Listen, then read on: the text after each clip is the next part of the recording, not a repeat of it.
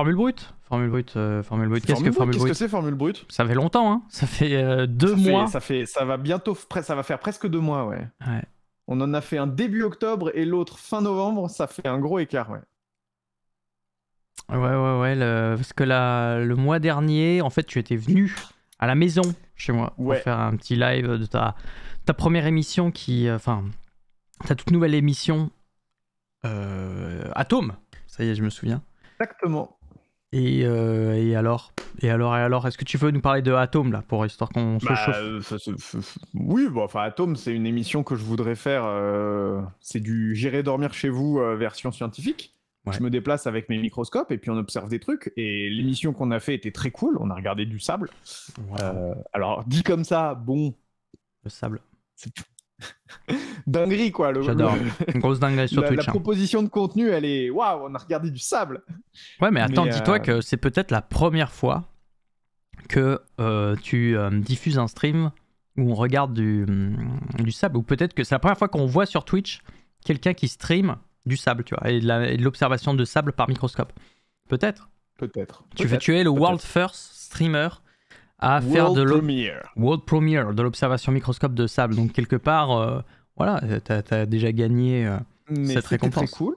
Je cherche à produire une deuxième émission et puis voilà. À quand la prochaine? Brute peut-être parce que faut qu'on parle du sujet d'aujourd'hui. Non, mais moi je veux savoir quand c'est ton prochain déjà. Je n'ai aucune idée. Je peux pas plus que ça, j'en sais rien.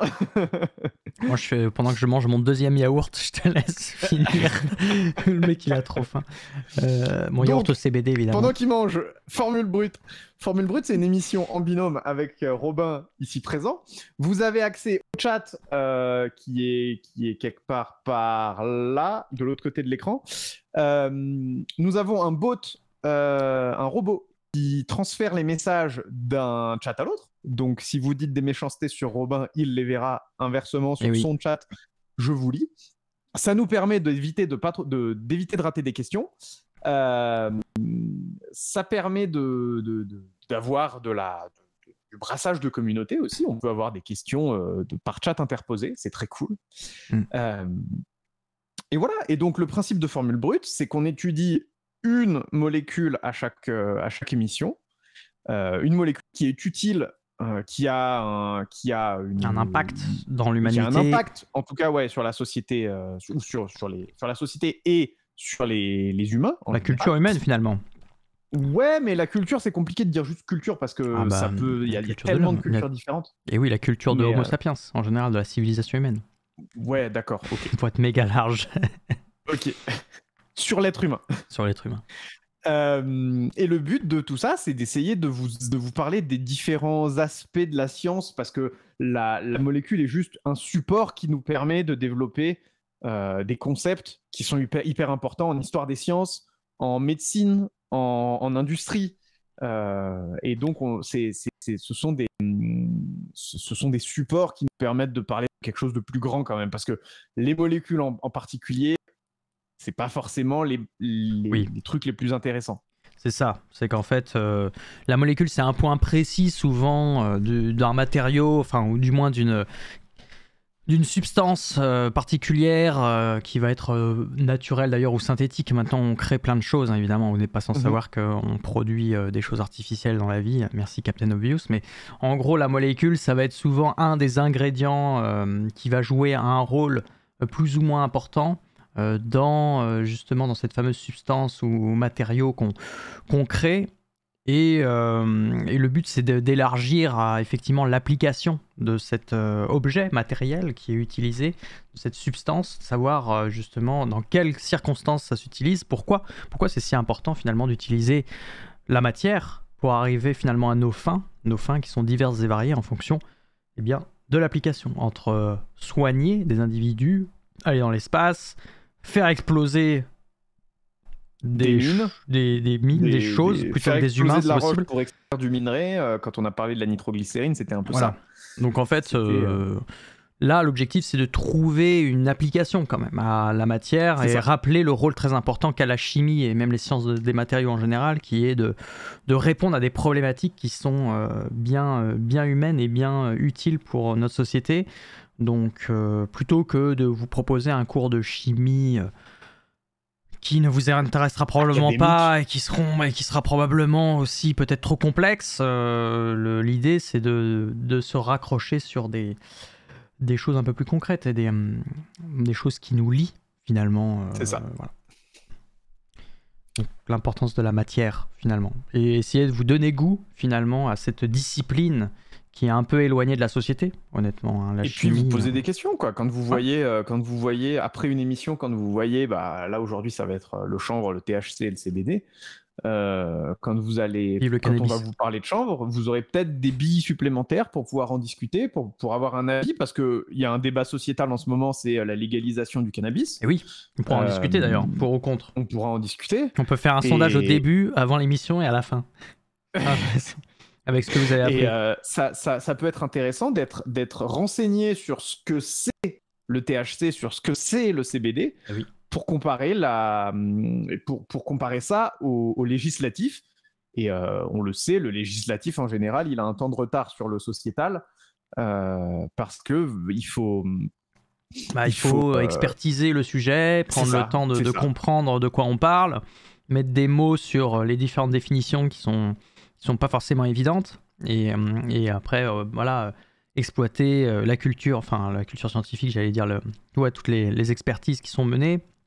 Sachant qu'il faut déjà que ces expertises soient menées pour pouvoir les exploiter. Donc tout ça prend beaucoup de temps. Et je fais partie des gens qui ne savaient pas du tout vraiment la différence. Je me suis jamais renseigné honnêtement avant ce soir sur le sujet du CBD, du cannabis en général et de toutes ces molécules dont on va voir tout à l'heure. Alors, là, il n'y a pas une molécule, enfin si, il y a le CBD et le THC, sur les deux molécules dont on va le plus parler, mais disons qu'on va plutôt parler d'une famille de molécules, vous allez voir, qui sont contenues dans le cannabis, dans le chanvre. Mais voilà, je fais partie aussi des gens qui, comme vous, connaissaient rien au sujet. Bon, avec Formule Brute, on se doit un minimum de se renseigner avant de vous délivrer ce qu'on a appris, sachant qu'on n'est pas, encore une fois, expert du sujet, qu'on a un peu appris des choses sur le tas pour pouvoir vous proposer cette soirée, et qu'on sera également disponible pour faire les recherches avec vous en live, quoi. Parce que si vous avez des questions auxquelles on n'arrivera pas à répondre, ce qui est souvent le cas, ce qui arrive, hein, on pourra faire la recherche en live pendant que l'un explique quelque chose, l'autre peut aller checker, vérifier une donnée par exemple. Donc n'hésitez pas à poser les questions, même des questions qui vous paraissent soit naïves, soit techniques.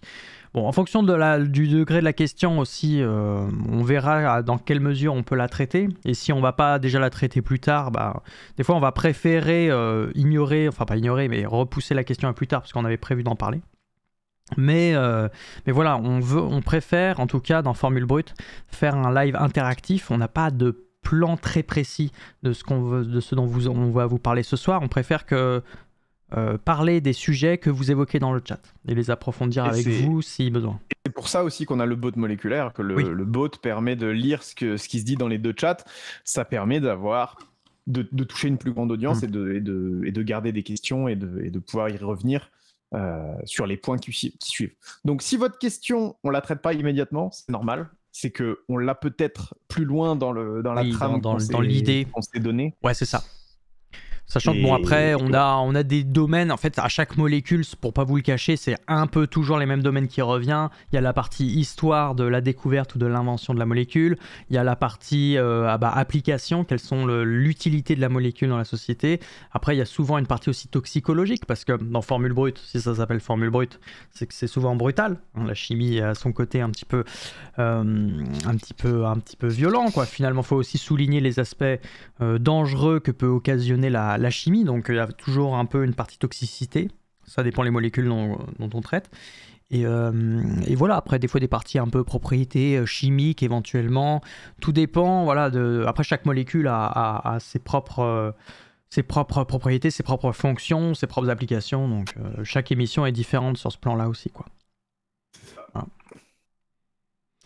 Est-ce que la vulgarisation est une drogue plus puissante que celle issue du cannabis? Bah, c'est vrai que moi je prends vraiment goût à vulgariser au point où des fois, effectivement, ne pas streamer me manque, quoi.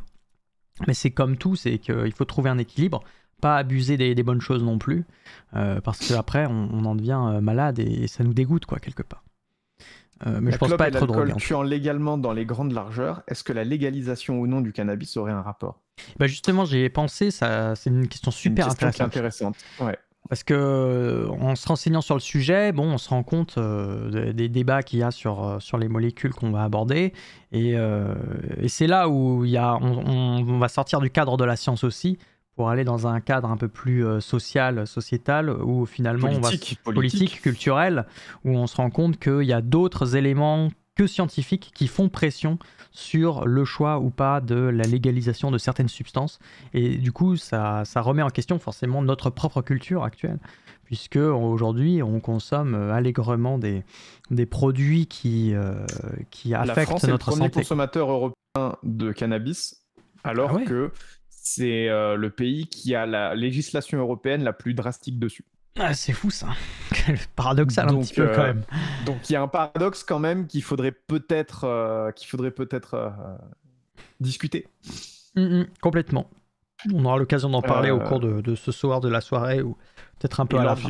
Lord Gibus a raison, on peut faire une overdose d'alcool alors qu'une overdose de cannabis, c'est super dur. Ça se compte en grammes, voire kilos de cannabis à s'injecter dans le sang, de THC à s'injecter dans le sang, et c'est physiquement impossible en fait. Mais bref, on va pouvoir traiter de tout ça. Pourquoi avons-nous déjà, il y avait une question de Longibus pour commencer, pourquoi avons-nous déjà dans notre cerveau des récepteurs à ces molécules, alors que par exemple les abeilles n'ont pas ce souci? C'est déjà une question qui est un petit peu avancée, parce qu'il faut déjà introduire le concept de récepteur, le concept de cerveau, et le concept de molécule.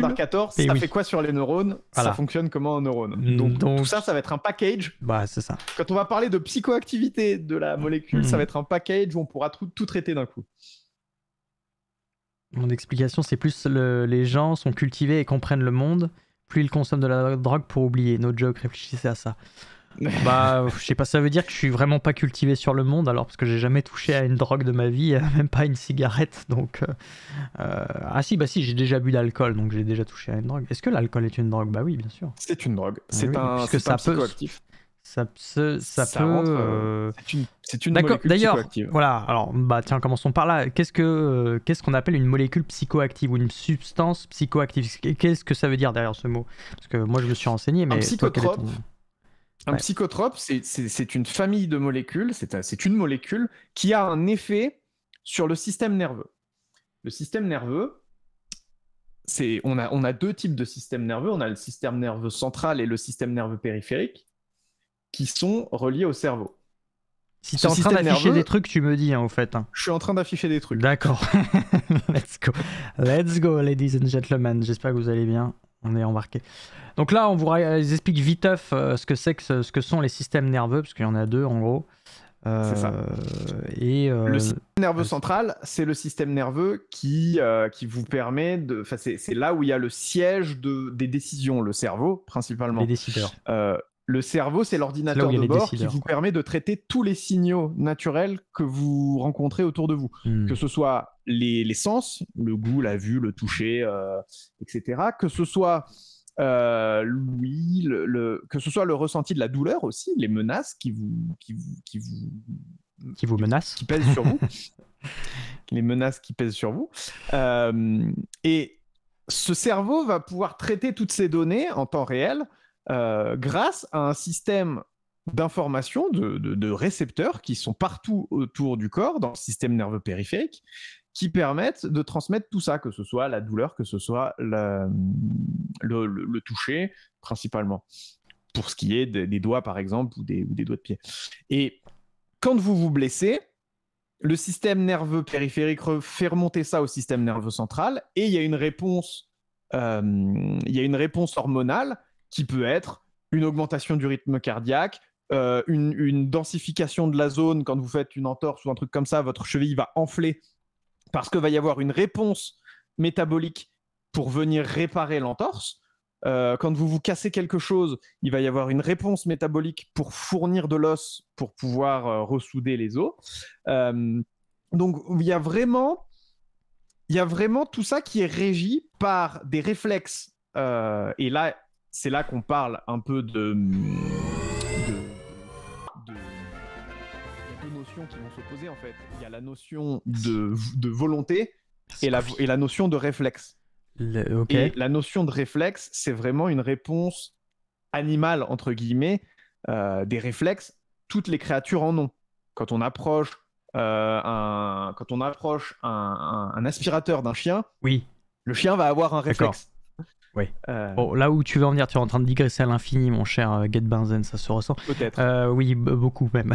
Alors que c'est moi le master de la digression qui te dit que tu digresses. Non, mais quel est le rapport du coup? Parce que là, c'est juste pour expliquer comment fonctionne le système nerveux. Donc, il y en a deux. Il y a le système nerveux central, c'est essentiellement le cerveau et ce truc là qui part du cerveau. Désolé, je suis pas biologiste, donc je m'excuse. La moelle épinière, merci. Et le système nerveux périphérique. Les deux s'occupent un peu de finalement gérer une partie de notre mouvement. Enfin, c'est un peu les masterminds. Voilà, le transfert d'information. Le transfert d'information dans le corps, ça passe par ça. C'est aussi eux qui vont jouer un rôle dans notre perception en fait de la réalité quelque part, avec toutes les sensations. Les sens en eux-mêmes, les émotions, tout ça va se jouer ici. Donc en fait, une substance psychotrope, pour répondre à la question initiale, c'est une substance en fait qui va agir au niveau de ce système nerveux, que ça soit le système nerveux central ou le système nerveux périphérique, à tel point que ça va modifier finalement notre perception de la réalité en fait, dans ce sens-là. Donc, mais c'est une substance psychotrope ne dit rien sur sa qualité addictive, on va dire, ou dangereuse en fait. Ça veut juste dire que ça va modifier notre perception de la réalité. Par exemple, ouais, voilà, l'alcool. Il y a une perte d'équilibre, voilà. on voit trouble, il y a des troubles de la vision, il y a des troubles de la perception du toucher. Donc on avait parlé d'éthanol. Dans Formule Brute, on a traité de pas mal de molécules et on en a déjà traité qui étaient psychotropes, comme l'éthanol, qui est l'alcool de consommation, et la caféine aussi. La caféine c'est ça. Est aussi une molécule qui du coup va modifier nos ressentis. On va se sentir un peu plus réveillé, entre guillemets, un énergisant, voilà. Donc ou le sucre effectivement. Donc il y a plein de molécules qu'on consomme quotidiennement qui sont des psychotropes. Faut pas avoir spécialement peur de ce mot, et ce mot ne veut pas dire forcément qu'on va devenir addict non plus, ça active pas forcément une dépendance, et ça veut pas dire non plus que la substance est foncièrement dangereuse pour l'organisme. Donc déjà, ce qu'on pose là avec les substances qu'on retrouve dans le cannabis, lesquelles, ce soir on va faire un focus sur ces fameuses substances psychotropes ou psychoactives, et on les regroupe dans une grande famille qu'on appelle les cannabinoïdes. Donc ça va être le premier terme un petit peu technique entre guillemets, les cannabinoïdes. Ça ressemble, donc c'est cannabis et noïdes, donc c'est une grande famille de molécules. La famille cannabis, quoi. C'est la famille des molécules qui sont dans le cannabis, on va dire, et qui ont ce rôle finalement, qui ont, alors toutes, je suis pas sûr que toutes sont psychotropes, mais au moins elles sont connues en général pour avoir cette propriété-là. Et aujourd'hui, on en connaît à peu près une petite centaine, sachant que c'est vraiment... On a commencé par identifier, si je ne dis pas de bêtises, en 1940, le fameux CBD, dont on va encore parler longuement ce soir. Et après, à partir des années 60 en particulier, on a identifié d'autres cannabinoïdes, dont le THC, dont on va également parler, parce que les deux molécules à l'honneur sont le CBD et le THC. On va voir pourquoi elles sont intéressantes d'en parler, parce qu'elles n'ont pas le même traitement médiatique, et à raison.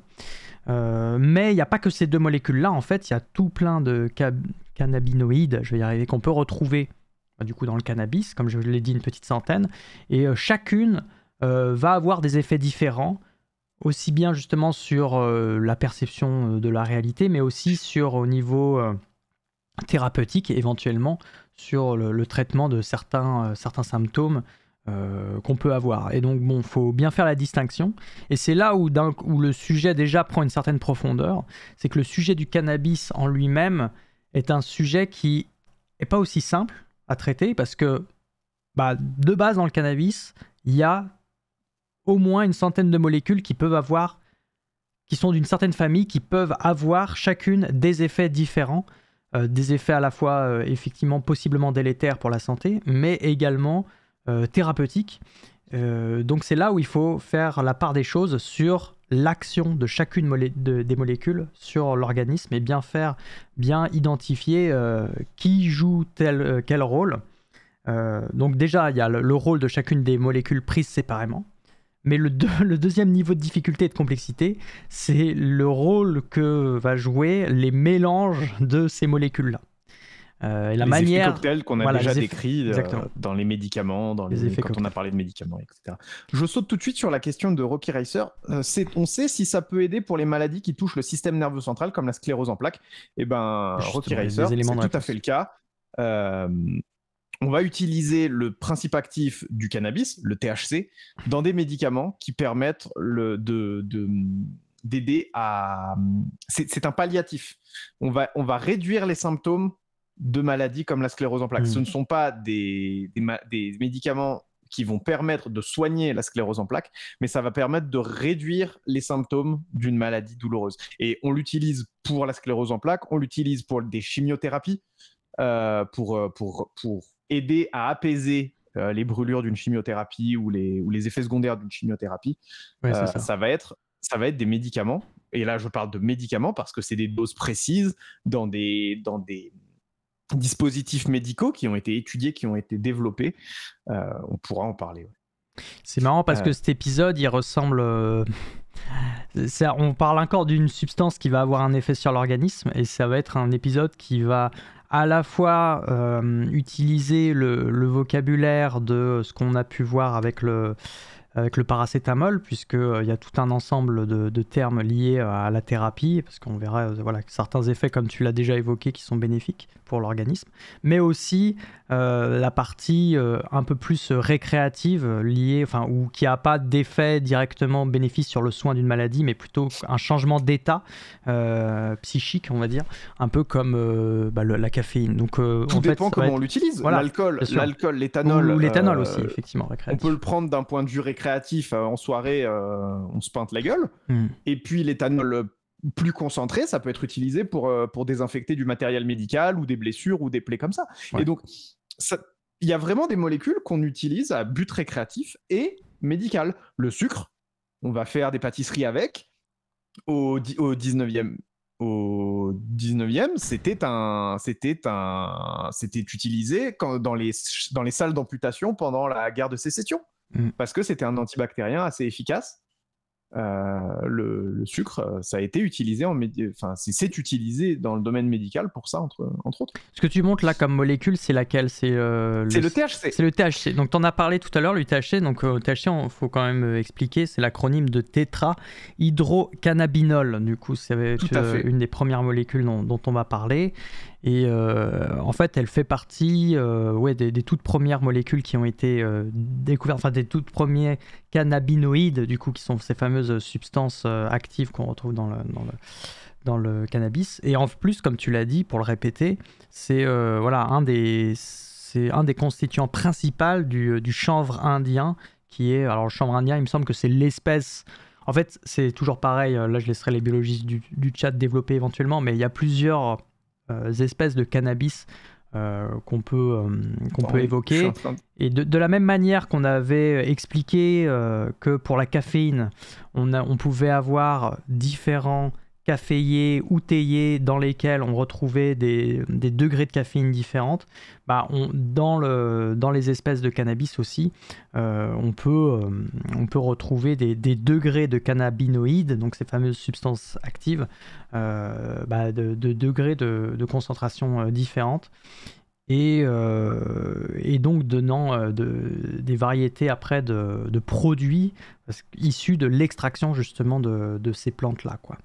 Donc après, voilà, il y a tout un domaine sur ça qui serait aussi ça sera intéressant d'en discuter, mais bon, après, c'est pas trop notre expertise là-dessus. En tout cas, s'il y a des éleveurs dans le chat, des producteurs, n'hésitez pas à faire votre retour d'expérience. Parce que voilà, on parle du chanvre indien qui est l'espèce naturelle, mais aujourd'hui, on parle de chanvre industriel pour parler. Cannabis indica.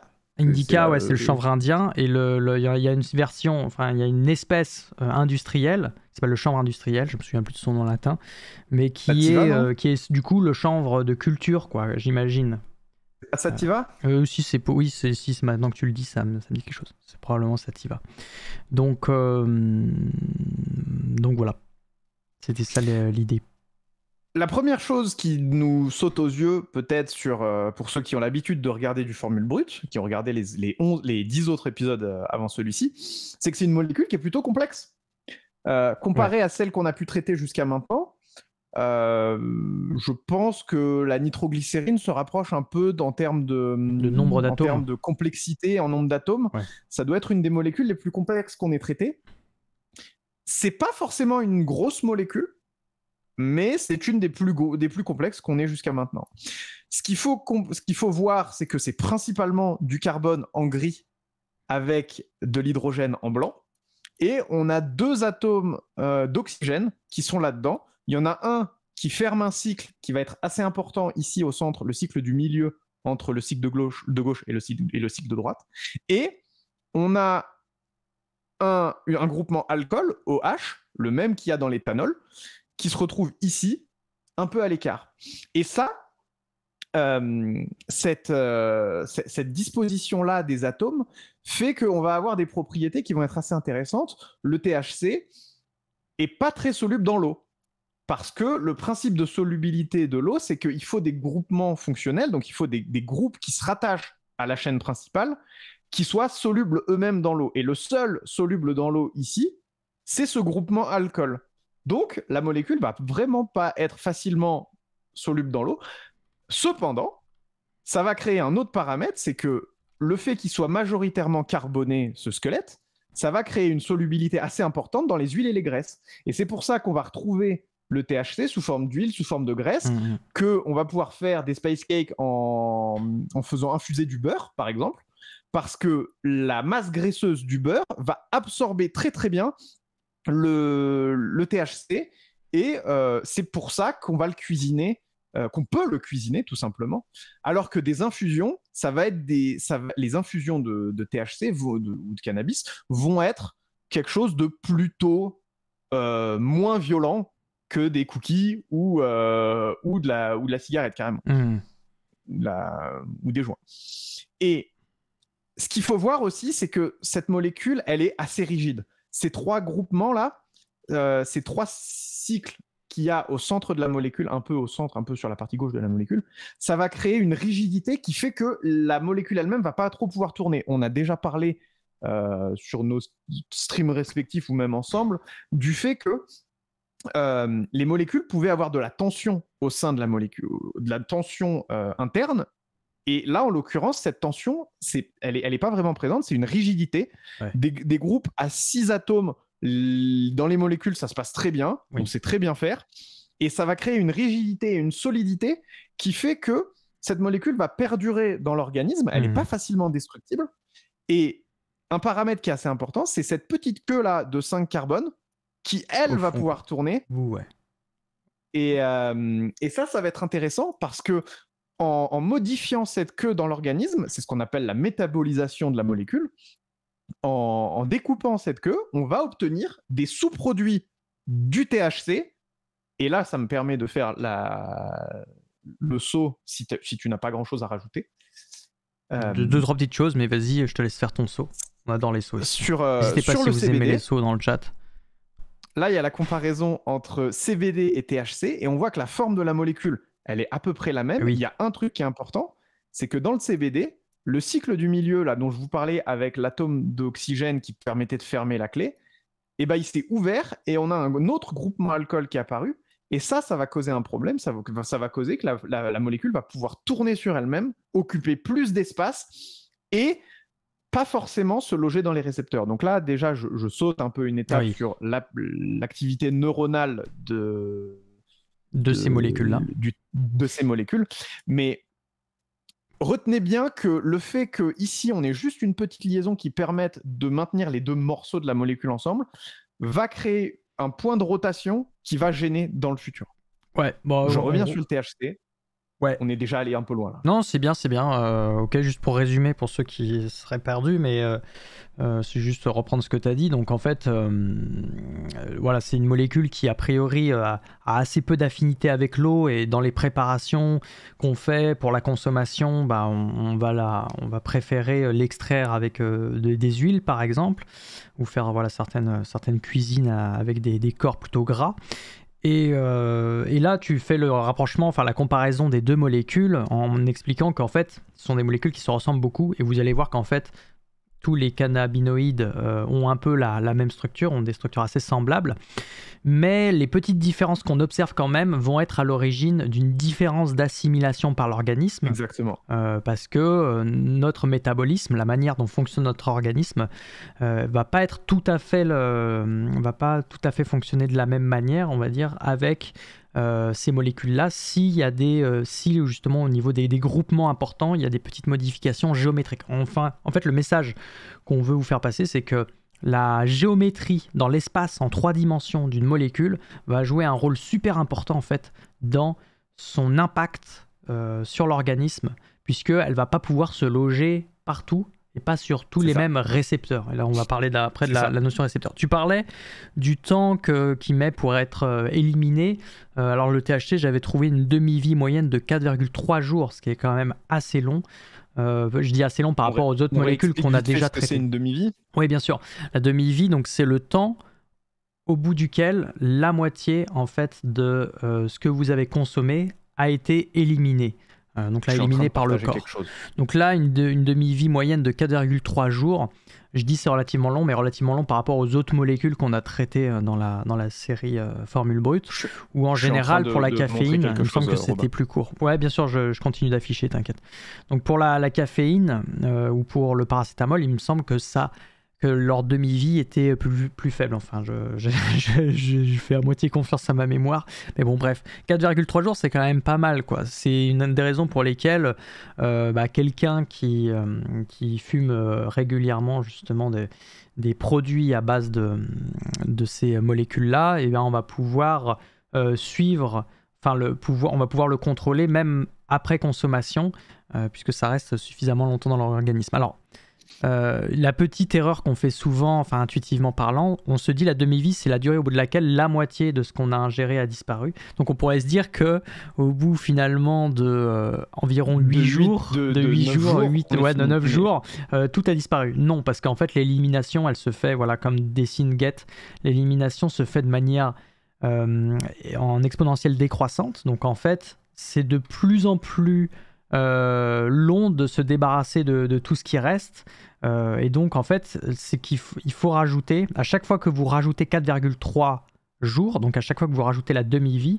vous enlevez la moitié, mais la moitié du stock que vous avez restant. Voilà, c'est ça. Donc c'est pour ça hop, je centre un peu plus le graphe, mais c'est pour ça que vous avez cette tendance-là. Donc voilà, petit point sur la demi-vie qu'on avait déjà abordé lors des épisodes. Ça c'est valable pour les médicaments, pas que pour le THC, hein, c'est valable pour tout ce que vous ingérez, et c'est valable aussi pour le matériel radioactif. Ouais. Oui, c'est ça, la radioactivité, effectivement. La radioactivité, la désintégration radioactive. Les désintégrations radioactives se comportent un peu de la même manière. Donc voilà, pas selon les mêmes phénomènes, selon les mêmes mécanismes, mais on va avoir des graphes similaires qui vont avoir un peu cette tête-là. Voilà. Ça varie en fonction des molécules. Il y a des molécules qui sont très rapidement éliminées, donc qui vont avoir une courbe qui va ressembler à ça. C'est le cas par exemple de l'éthanol. L'éthanol, en quelques heures, vous avez éliminé la majorité du contenu. Vous peintez la gueule le soir, le lendemain matin vous avez mal au crâne, mais normalement vous êtes d'attaque. L'éthanol, c'est quelque chose qui a une demi-vie assez faible, c'est de quelques heures. Et ça a une explication, c'est que l'évolution de nos métabolismes s'est adaptée à dealer avec des molécules plus ou moins dangereuses. Si la molécule reste longtemps dans votre corps, c'est qu'il y a deux possibilités. soit le corps la considère pas comme une menace, et donc il dit bah tant pis, elle est là, très bien.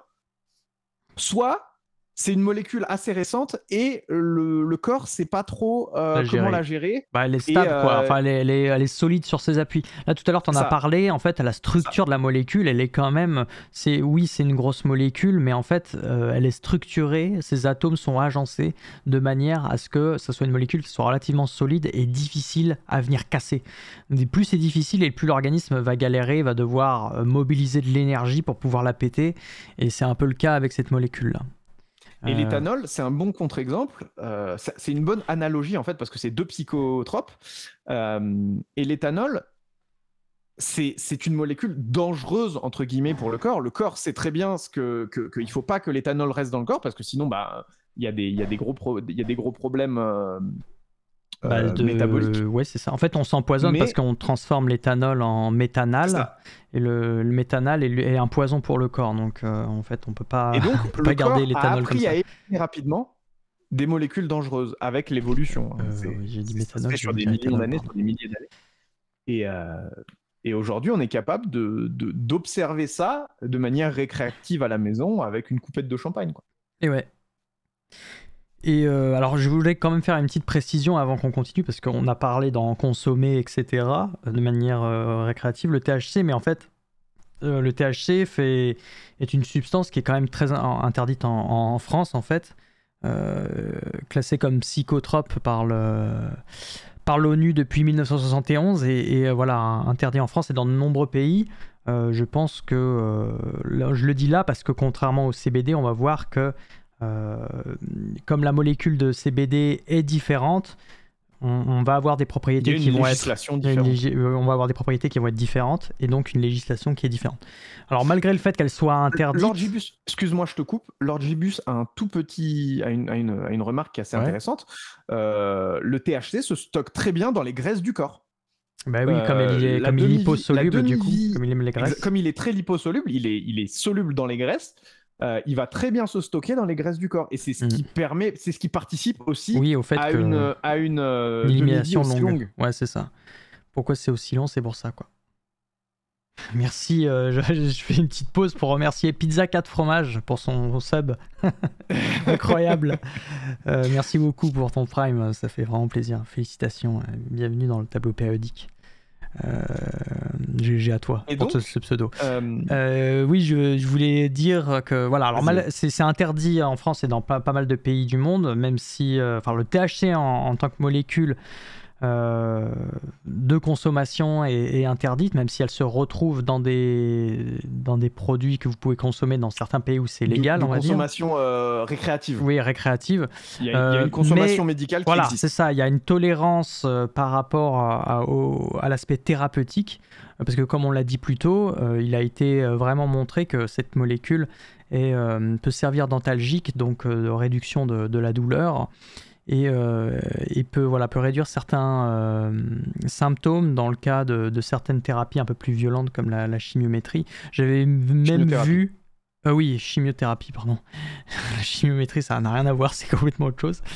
Et j'avais même vu qu'il était utilisé pour augmenter l'appétit chez les malades atteints du sida. Donc, tout à fait. Comme quoi, on trouve des applications des fois un peu exotiques. La fonce d'âle, c'est pas un terme, enfin c'est un terme médical.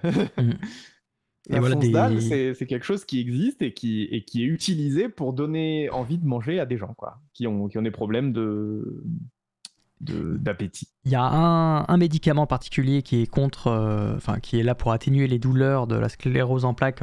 Quelqu'un en parlait dans le chat, c'est pour ça que je rebondis là-dessus. C'est le Sativex, voilà. Donc les médicaments à base de THC existent, mais encore une fois, vous pourrez pas, je pense pas les trouver dans le commerce facilement. Va être sur ordonnance. Sur ordonnance, voilà, avec le médecin pour des conditions très particulières, pour le traitement, on va dire, de maladies particulières. Et en général, c'est plutôt utilisé dans le cas où les solutions d'avant ne marchent pas. En fait, c'est-à-dire que ça va être un peu un choix de deuxième main d'utiliser du THC plutôt qu'on va se focaliser là-dessus pour répondre en première approche au problème, quoi. Quand on voit les effets un peu du THC, il y a certains des effets justement antalgiques qui sont partagés avec par exemple le paracétamol. Donc, je veux dire, aujourd'hui, on a tellement de médicaments, dont des médicaments qui sont très peu, qui sont quasiment inoffensifs pour la santé ou dont on connaît les effets très bienfaiteurs, comme le paracétamol qu'on a pu traiter en formule brute.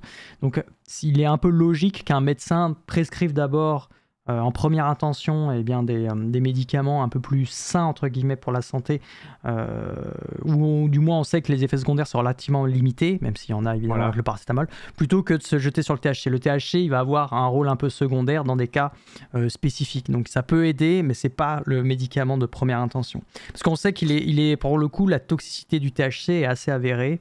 On a plusieurs, on va y venir.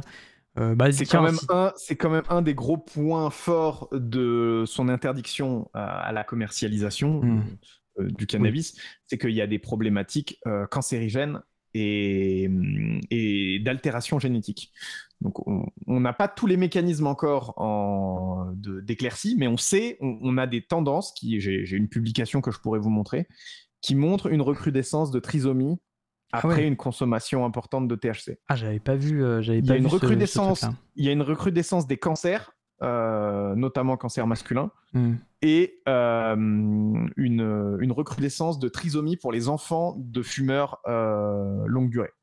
Et oui, parce que voilà, c'est ça, il y a le caractère héréditaire qui va rentrer en jeu avec puisque ça va être des mutations en fait, finalement, directement de l'ADN, et donc éventuellement ces mutations peuvent être transmises à la génération suivante.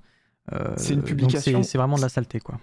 Celle que je vous ai trouvée, la publication, elle est vraiment intéressante parce que quand je la lisais, je me disais, mais comment est-ce qu'ils peuvent savoir que c'est le THC et pas le mode de vie des consommateurs? Il y a des tendances sociales qui font qu'un consommateur longue durée de cannabis va avoir un mode de vie peut-être moins sain que quelqu'un qui fait du sport régulièrement, qui s'entretient, qui a un mode de vie plus sain. Et en fait, non, ils ont vraiment réussi à corréler tous ces paramètres et à voir que la consommation de fumée, enfin de joint, la consommation de joint, avait une importance. Et il y a un autre paramètre qui rentre en compte, et vous allez très probablement attirer le regard là-dessus.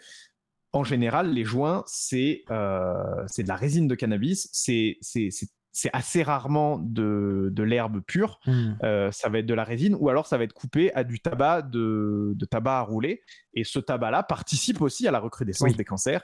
En fait, il y a quand même un effet cocktail. Alors, on a réussi, en fait, on arrive à isoler l'effet individuel de la THC aussi parce qu'on l'étudie en laboratoire et on peut faire des tests in vitro, on va dire, sur des souris, paix à leurs âmes, évidemment, à ces pauvres souris qui meurent chaque jour pour notre médecine et pour nos connaissances dans le médical. Mais ce que je voulais dire, c'est quoi là, il y a un effet, on connaît quand même les propriétés de la molécule, on a pu la tester en laboratoire, et après il y a effectivement aussi, comme le souligne Lorgibus, il y a quand même un effet cocktail qu'on est obligé de considérer dans le cas où, comme tu disais, c'est coupé avec d'autres choses, où c'est la résine, donc c'est un mélange de différentes molécules. On n'est pas non plus en train de dire c'est le THC qui est responsable du fait qu'il y ait des cancers chez les fumeurs de bœufs. Enfin, du moins, c'est probablement une des responsables, mais c'est probablement pas la seule. Et il y a un effet cocktail aussi probable qui rajoute une surcouche là-dedans, quoi. Donc, encore une fois, on rappelle qu'il y a plus d'une centaine, enfin non, il y a environ une centaine, mais peut-être plus qu'il en existe dans la réalité, mais il y a au moins une centaine de cannabinoïdes qui sont ces molécules-là qui peuvent potentiellement avoir un effet, qui sont dans le cannabis, qui peuvent avoir un effet sur le métabolisme, qui ont été identifiés dans le cannabis. Et donc, c'est assez évident de se dire qu'il y a probablement d'autres des cannabinoïdes qui ont aussi un impact, et que c'est un ensemble de molécules qui vont avoir cet effet, quoi. Bon, dans tous les cas, le THC fait partie en tout cas des responsables. C'est ça. Voilà. Et donc c'est la première molécule génotoxique qu'on traite ou pas? Non, enfin, ou sur le coup, ou au moins où on insiste sur son côté héréditaire. Enfin, un problème qui se transmet. Bartivan, je sais pas trop comment ça se prononce, il a un commentaire assez pertinent. Il y a tellement peu d'études sur le THC, faut pas en tirer des conclusions trop rapidement, surtout qui finance les études en question. Il a tout à fait raison si on était 10 ans en arrière. La législation a évolué dans le monde et du coup, le Canada, par exemple, a ouvert la légalisation du cannabis au côté récréatif. Des États américains l'ont fait et plutôt récemment. Et on commence à pouvoir sortir des études, des études indépendantes et des études bien fondées. Il y a des études effectivement qui sont à charge contre le cannabis parce que les auteurs avaient un agenda politique et un financement précis derrière. Aujourd'hui, on commence à pouvoir démêler le vrai du faux, quoi. On a une tendance qui s'éclaire sur la non-toxicité à faible dose et à court terme du cannabis. Par contre, sur le long terme, on a cette recrudescence de cancer c'est pas une recrudescence de cancer, c'est une augmentation des chances de développer un cancer. Donc, il y a beaucoup d'éléments, il y a plein de trucs dans notre vie de tous les jours qui font ça. Les peintures sur les murs le font, le grillé sur la viande trop cuite le fait. Fumer une cigarette de la nicotine classique, hein, exactement. C'est même bail, j'ai envie de dire. Donc, je suis, à titre personnel, je suis plutôt pour la législation du cannabis. Ça permet, en plus des évolutions sociétales, ça permet à des gens qui souffrent de se soigner avec quelque chose de plus vert que des médicaments synthétiques parfois plus violents. Ça peut être un excellent compromis sur certaines thérapies et c'est quelque chose qu'il ne faut vraiment pas négliger. Il ne faut pas non plus négliger le fait que si on observe une augmentation sur la consommation sur le long terme, hein, c'est toujours à chaque fois la phrase, il faut qu'elle soit prise de bloc. Il ne faut pas la sortir du contexte. C'est pas parce que vous avez tiré 2 lattes sur un joint que vos enfants ils vont être trisomiques 21. Attention. Oui. C'est parce que vous avez consommé ça pendant 15 ans que peut-être vous allez avoir un enfant. C'est comme la cigarette. Il y a des gens qui ont fumé toute leur vie et qui n'ont jamais de problème de poumon et ils meurent d'une belle mort, entre guillemets, à 95 ans, tu vois, et tranquille, quoi. Donc, tout ça, c'est des statistiques, quoi. C'est des probabilités de chance que vous développez certaines maladies, non en particulier des cancers, quoi. Donc voilà, après, c'est une question de jouer avec les probabilités, jouer avec les dés. Bon, encore une fois, moi, je fais pas du tout de shaming sur les gens qui fument ou quoi. D'ailleurs, si vous êtes des consommateurs, n'hésitez pas à le dire. Enfin, je ne pas pour spécifiquement faire la pub de ça, mais moi je suis curieux. Pour vous encourager à consommer. Hein. Non, voilà, c'est qu'il y a les deux. Des clés de réflexion sur. Mais on n'est pas là non plus pour vous dire c'est mal, arrêtez. Vous êtes en train de vous foutre en l'air votre santé. Vous êtes largement. Vous êtes grand. Vous savez ce que vous voulez. Et en vrai, moi, je suis assez curieux de savoir vos retours. J'ai vu qu'il y en a qui en parlaient dans le chat, donc ça fait plaisir. Donnez-nous votre ressenti un peu sur ça, sur votre rapport à la consommation de cannabis et tout. Qu'est-ce que vous en pensez? Est-ce que vous trouvez que c'est abusé ce qu'on dit, ou au contraire, vous trouvez qu'on n'en fait pas assez? Voilà, vous êtes libre de discuter, de donner votre avis, il n'y a aucun souci. Le chat est là pour ça. Ouais, le chat un autre paramètre, ne faites pas de votre expérience une généralité sur le traitement des données scientifiques. L'étude que j'ai lue, j'ai regardé un peu la méthode. C'est du double aveugle, c'est des trucs sur le long terme. C'est une expérience qui dure depuis maintenant 8 ans. Donc il y a des paramètres scientifiques qui permettent de juger de la solidité de l'étude. Je vais mettre de l'eau dans mon vin en me disant ce n'est qu'une seule étude. Peut-être que dans 2 ans, il y a une autre étude. Peut-être qu'il y a une autre étude dans 2 ans qui va sortir, qui va avoir duré sur 12 ans et qui va observer justement. Soit pas d'effets, ça se trouve, ou des effets positifs. Enfin, ça. Il faut garder en tête que voilà, c'est un peu que le début et qu'on commence à faire la part des choses et qu'on commence à mettre moins de politique dans ces recherches, mais vous allez me dire tout est politique, les recherches sont politiques, la science est politique, oui, ok. Oui. Mais historiquement parlant, c'est peut-être que les dernières études en date sont peut-être moins politisées, quoique je sais pas. C'est pour ça que celle qui avait lieu précédemment. Je voulais vous parler de cette étude parce qu'elle date de 2021, elle est australienne. À vrai dire, je ne connais pas le statut de la législation du cannabis en Australie. Ça doit peut-être dépendre des États, je ne sais pas. Si quelqu'un le sait ou veut bien regarder sur Google pendant qu'on discute, ça peut être intéressant. Ok, tu vois, il y a Bartivan qui donne des anecdotes le concernant. Il a commencé à avoir des artérites du cannabis, apparemment quelque chose de relativement connu, même si c'est rare. En tout cas, bon courage à ceux qui veulent arrêter de consommer de manière générale, parce que c'est aussi très très dur, hein, parce que forcément, culturellement parlant, on a souvent envie de consommer des choses récréatives. Déjà, rien que l'alcool, ça en fait partie. Mais, on le voit, ça crée. Il y a une appréciation sociale aussi qui est différente entre le cannabis et l'alcool. Mais après, on peut développer, comme pour l'alcool, on peut développer une certaine qu'on appelle ça, dépendance, voilà, qui fait que ça peut être extrêmement difficile d'arrêter. Donc bravo, force à vous si vous essayez de alors je t'interromps une seconde. Ouais. Le THC, c'est pas aussi addictif que l'alcool ou le sucre, que la nicotine. Okay. Ou la nicotine. On avait parlé de la nicotine avec le fait que ça occupait des récepteurs et que du coup, pour pallier à ça, l'organisme développait plus de récepteurs et qu'on avait cette dépendance-là mécanique parce qu'il fallait occuper les récepteurs et donc il fallait il fallait absorber la nicotine. Le THC va avoir un mécanisme un peu similaire. Il va y avoir occupation de récepteurs, mais sa persistance dans l'organisme va permettre d'éviter une multiplicité trop importante de récepteurs. Étant donné que le THC va perdurer un peu plus longtemps dans l'organisme, les récepteurs vont être occupés aussi plus longtemps. Et donc, le corps va pas... Enfin, c'est pas qu'ils vont être occupés plus longtemps, c'est qu'ils vont être occupés par différentes molécules sur un plus long terme. Et donc, il va y avoir un nivellement du pic du pic maximum de THC. Mais lié, et donc, c'est ça. Et donc, lié au plaisir, la dépendance...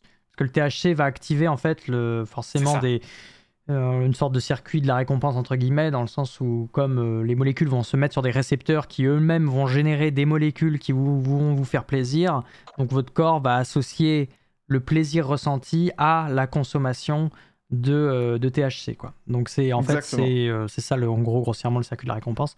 Ce qui crée l'addiction, c'est ça, c'est que comme votre corps fait l'association entre un truc que vous consommez et le plaisir que vous ressentez en consommant cette chose-là, bah, du coup votre corps va vous pousser à consommer cette chose de plus en plus régulièrement et en grande quantité. Et le circuit de la récompense, c'est pas une mauvaise chose à la base. Faut quand même rappeler que le circuit de la récompense, absolument nécessaire. Il est nécessaire parce que c'est celui qui vous fait plaisir. C'est celui qui vous donne, qui vous permet de prendre du plaisir quand vous mangez, quoi. Donc c'est un circuit qui va vous pousser à aller consommer vos 2 ou 3 repas par jour en fonction de votre métabolisme, mais voilà, c'est l'idée. Donc, mais là, le problème dans le cas des addictions, c'est une sorte de dérèglement entre guillemets pas un dérèglement, mais plutôt un abus du circuit de la récompense où on hack un peu notre cerveau en lui faisant sécréter beaucoup trop d'hormones du plaisir en consommant des substances extérieures.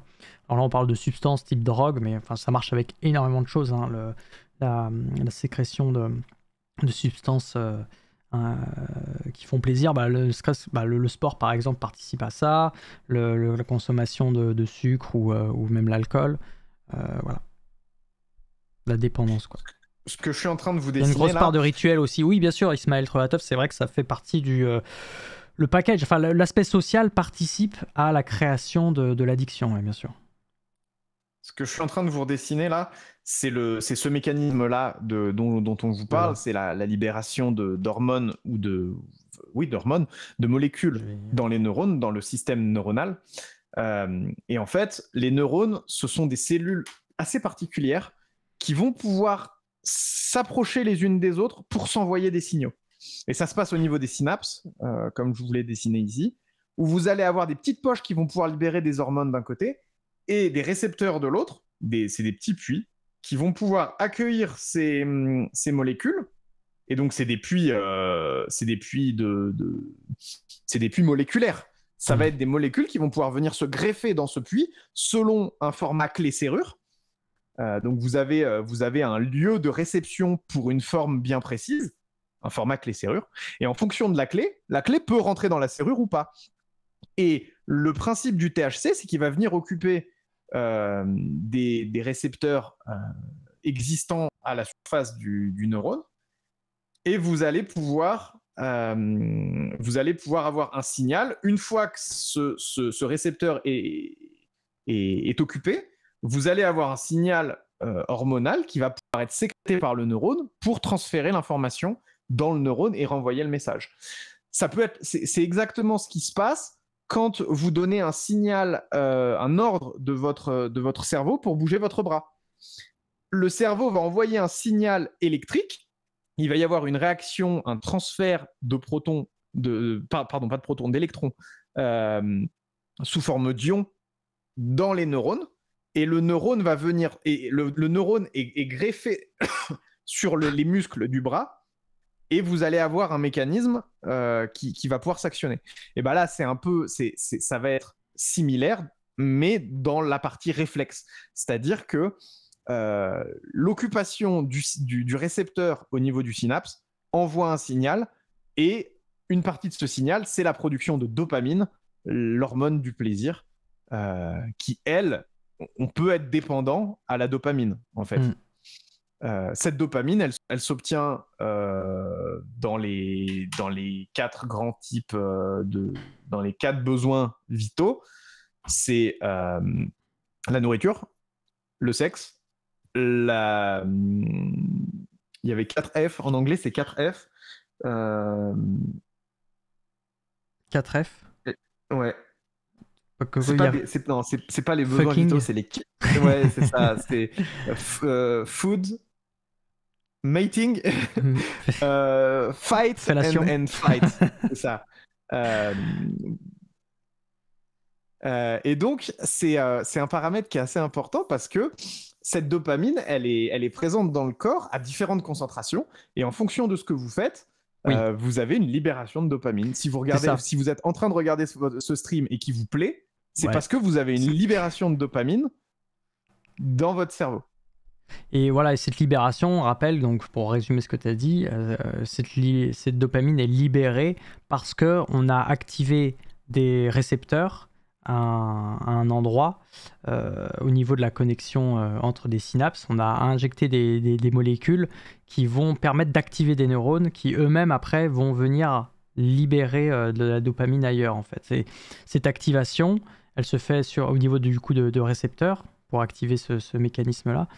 Et ces récepteurs, en fait, ils peuvent recevoir des molécules très spécifiques qui ont normalement une forme géométrique bien particulière.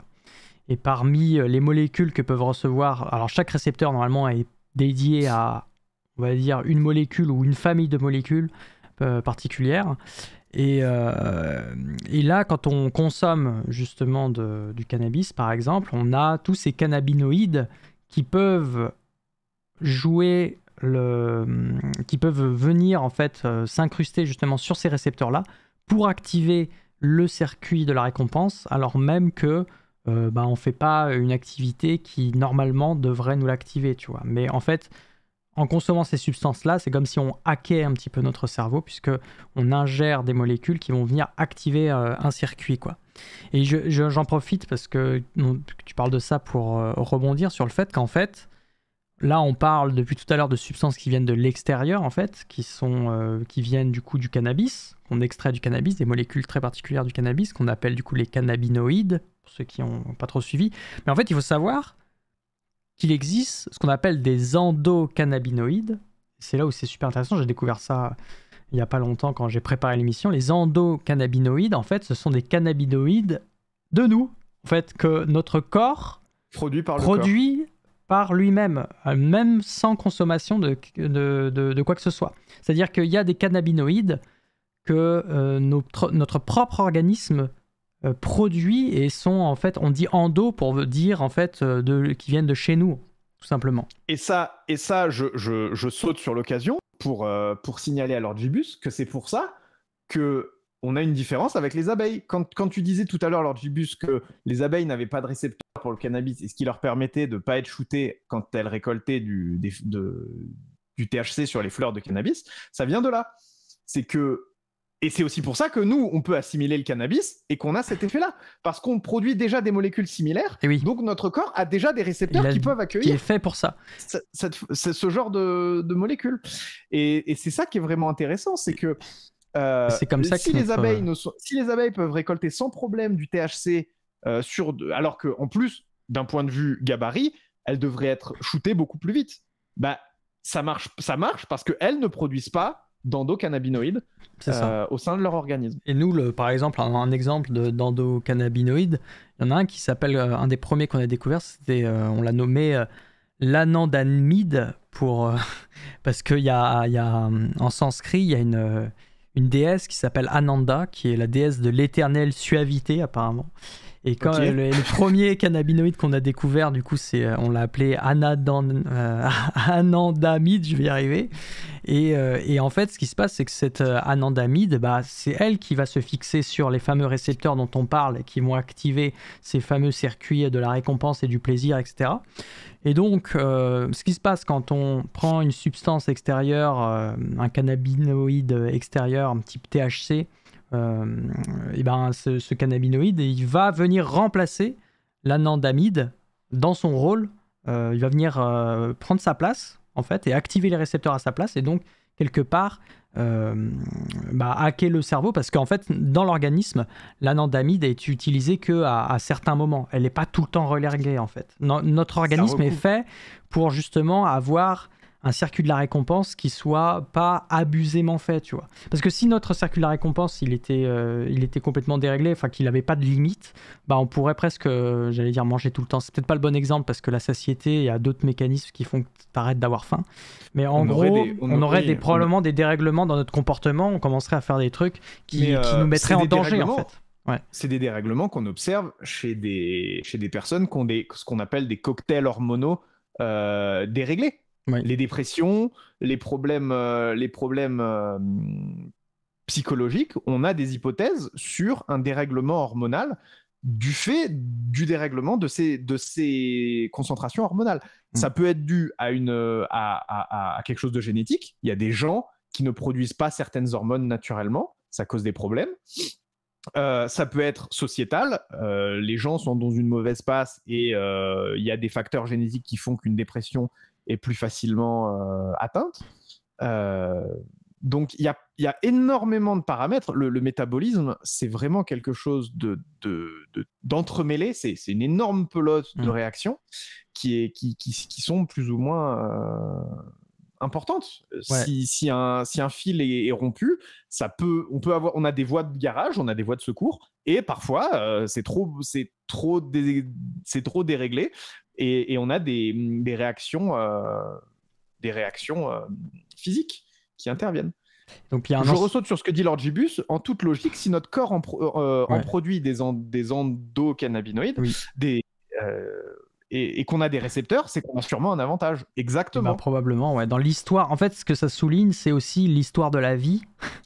En gros, l'histoire de l'évolution, c'est-à-dire qu'on partage, on a des sensibilités à cette molécule-là, probablement parce que on a développé avec on a une évolution commune avec les plantes, tu vois, et si les plantes produisent des molécules que nous aussi on produit et qui se ressemblent, des molécules un peu voisines, c'est parce qu'on est issu d'une évolution qui est similaire, même si ça date de quand même plusieurs milliards d'années cette affaire, mais c'est intéressant de vous faire les ponts entre les espèces comme ça. Et donc effectivement, il y a probablement un avantage, peut-être que à une certaine époque, les mammifères pouvaient en consommer sans que ça les détruise ou que ça les shoote trop, tu vois, de sorte à ce que ça garantisse peut-être un peu plus la survie. Là, je suis en train de vous balancer des trucs un peu random, hein. Ça se trouve, c'est complètement faux comme hypothèse, mais on peut s'imaginer effectivement qu'il y a pu avoir un avantage évolutif aux mammifères, parce que c'est les mammifères en particulier qui peuvent facilement réceptionner ces molécules-là. Pas toutes les espèces animales le peuvent. Donc on peut faire cette hypothèse-là, même si évidemment elle reste à tester et approuvée par la commu scientifique des biologistes de l'évolution dans le chat, ce que je ne suis pas. Donc je ne vais pas me permettre de développer davantage. Lord Gibus, on a donc sûrement dû connaître ça depuis des millions d'années. Probablement, dans l'histoire des sciences, enfin dans l'histoire en archéologie, on retrouve des traces mésopotamiennes, je crois, de consommation de cannabis. D'accord. Ou en tout cas, pas de cannabis, de psychotropes. Oui. De psychotropes. Ok. Et sous différentes formes. On va avoir des thés, on va observer la consommation d'opium sous plein de versions différentes, que ce soit dans un but médical, on utilisait du lait de pavot pour soulager les douleurs pendant l'Antiquité. C'est une autre molécule psychotrope, mais c'est une molécule qui existe. Et il y a des détournements qui font que il y a eu une intention politique, par exemple, de la part des Anglais et des Français pendant la colonisation des Indes, où ça a déclenché ce qu'on appelle la guerre de l'opium au 19e siècle. Il y a eu un contrôle de la population chinoise par les colons grâce à un trafic d'opium ultra important. Donc c'est vraiment quelque chose qui est à prendre en compte. Ce sont historiquement des produits qui sont utilisés de manière récréative ou de manière médicale depuis qu'on sait que ça a un effet. Ouais, bien sûr. Et on n'a pas attendu la science de nous dire ça peut être intéressant d'utiliser du cannabis en tant que palliatif, en tant qu'antalgique, parce que c'est quelque chose qu'on a vu d'expérience en fait. Et c'est ce qu'on vous dit à chaque fois qu'on parle de médicaments. Les remèdes de grand-mère, ils sortent pas de nulle part. Les remèdes de grand-mère, c'est des essais et des essais sur des centaines de générations. Et à la fin, on se dit, ok, l'écorce de bouleau, une fois infusée, ça soulage des douleurs. Oui, parce que là, ensuite, analyse cette observation, l'écorce de bouleau soulage des douleurs. On sort quoi ? On sort l'acide acétylsalicylique. Ouais. Et donc, c'est ça qui est super important en fait.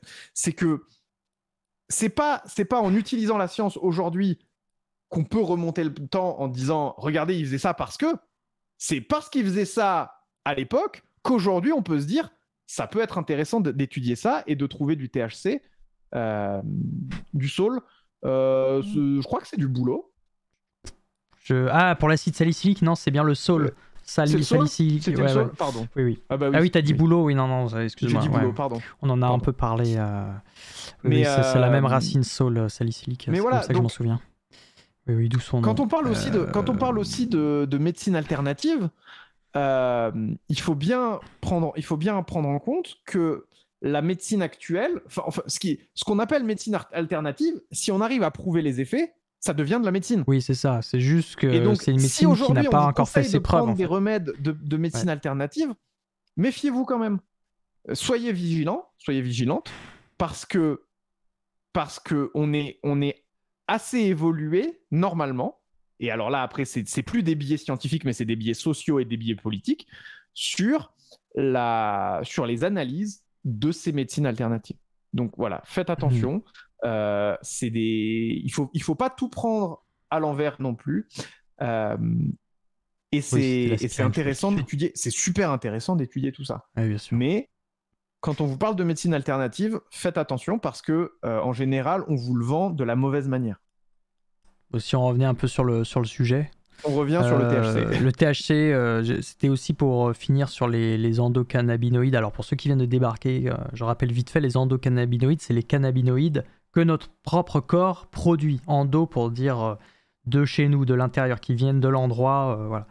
Et donc parmi ces endocannabinoïdes, on a l'anandamide dont j'ai parlé tout à l'heure, mais il y en a d'autres et c'est quelque chose de relativement récent, on va dire, dans l'histoire des sciences qu'on a mis le point là-dessus, sur l'existence de ces cannabinoïdes produits par l'homme. Et donc, on comprend, on est en train de comprendre doucement un petit peu comment ça fonctionne et quels impacts ont les endocannabinoïdes sur notre métabolisme. Et il y a un des exemples un petit peu rigolo, je vous en parle parce que c'est une petite anecdote. On sait maintenant qu'il y a des endocannabinoïdes qui vont jouer un rôle lors de la fécondation, parce qu'ils vont littéralement activer les spermatozoïdes, le flagelle des spermatozoïdes, le fameux flagelle qui, vous savez, permet aux spermatozoïdes de se propulser, la queue là, qui permet aux spermatozoïdes de se déplacer. Bah, il y a un rôle qu'on a découvert des endocannabinoïdes sur la qualité de propulsion justement des spermatozoïdes par les flagelles, à tel point qu'on a même vérifié, on a même vu justement chez les fumeurs de marijuana, on a remarqué que les fumeurs avaient des problèmes de fertilité, expliqués entre autres à cause de cette hyperactivation, on va dire, des spermatozoïdes, de leur flagelle, qui fait que les spermatozoïdes avaient un comportement un peu anormal, qu'ils avaient probablement ils avaient moins de... Moi, j'imagine, je me suis pas renseigné plus dessus,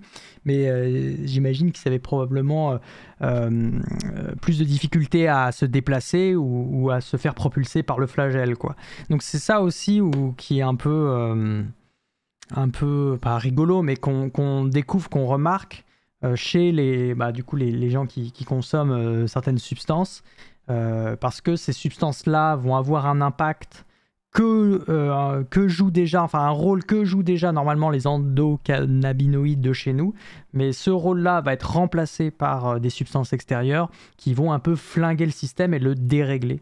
Donc voilà, je voulais souligner cette anecdote parce que ça m'avait fait un petit peu sourire, quoi. Donc c'est comme tout finalement, les drogues c'est un peu comme tout, c'est-à-dire que notre propre corps produit ses propres drogues et en amener de l'extérieur, en petite quantité, ça peut être ok, notre corps peut tanker une quantité légère extérieure de substances déréglantes, on va dire, mais quand c'est en quantité un peu trop prolongée pendant trop longtemps, en quantité plus importante, c'est forcément ça va jouer un rôle non négligeable dans le fonctionnement de notre métabolisme et créer des anormalités, on va dire, si je peux dire le terme, des anomalies en français. Je ressaute sur ce que tu disais sur l'anandamide. Je vous montre la formule développée de l'anandamide actuellement, la molécule d'anandamide. Tu l'as mise sur ton écran ? Ouais. Je remercie vite fait Chaperoneuil pour le raid. Merci beaucoup. Bienvenue à toi. N'hésite pas à dire ce que tu faisais sur le live. Merci à toi. Bisous. On a donc, pour les gens du raid qui arrivent, on est en train de parler de l'assimilation du THC et du CBD dans le corps humain.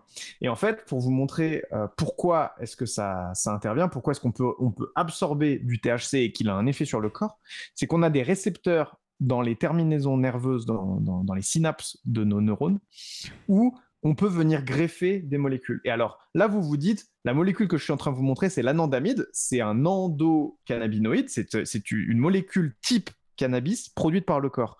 Là, vous vous dites, normalement, c'est bizarre, elle n'a pas du tout la même gueule que le THC. Le THC, molécule que je suis en train de vous remontrer ici. Le truc, c'est que les molécules, elles ont un paramètre, elles ont une forme qui peut se replier sur elle-même. Ici, j'ai une chaîne, on s'en fout de savoir ce que c'est, ça n'a aucune importance, c'est même pas une molécule qui ressemble à quelque chose.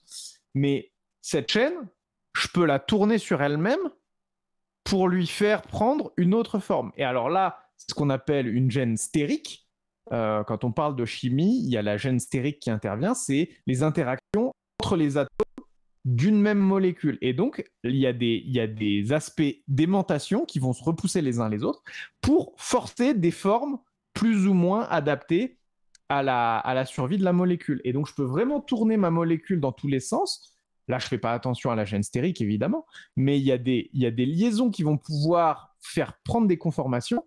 Et donc, si ma molécule ressemble à ça, elle va déjà plus ressembler à la molécule de THC. Et donc, c'est comme ça qu'on arrive à avoir des récepteurs qui peuvent être occupés par des molécules de différentes formes, parce que la conformation, la forme géométrique que va pouvoir prendre cette chaîne carbonée va pouvoir être plus ou moins similaire à la molécule qu'on étudie ou à d'autres molécules qui peuvent occuper le même récepteur.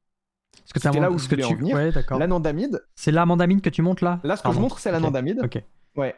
Et cette anandamide, elle a un nombre assez similaire de carbone. Et d'ailleurs, on peut retrouver d'un côté la petite chaîne à 5 carbone qu'il y a au bout. Et là, on peut avoir une reconformation de ces molécules pour potentiellement avoir une forme similaire au THC.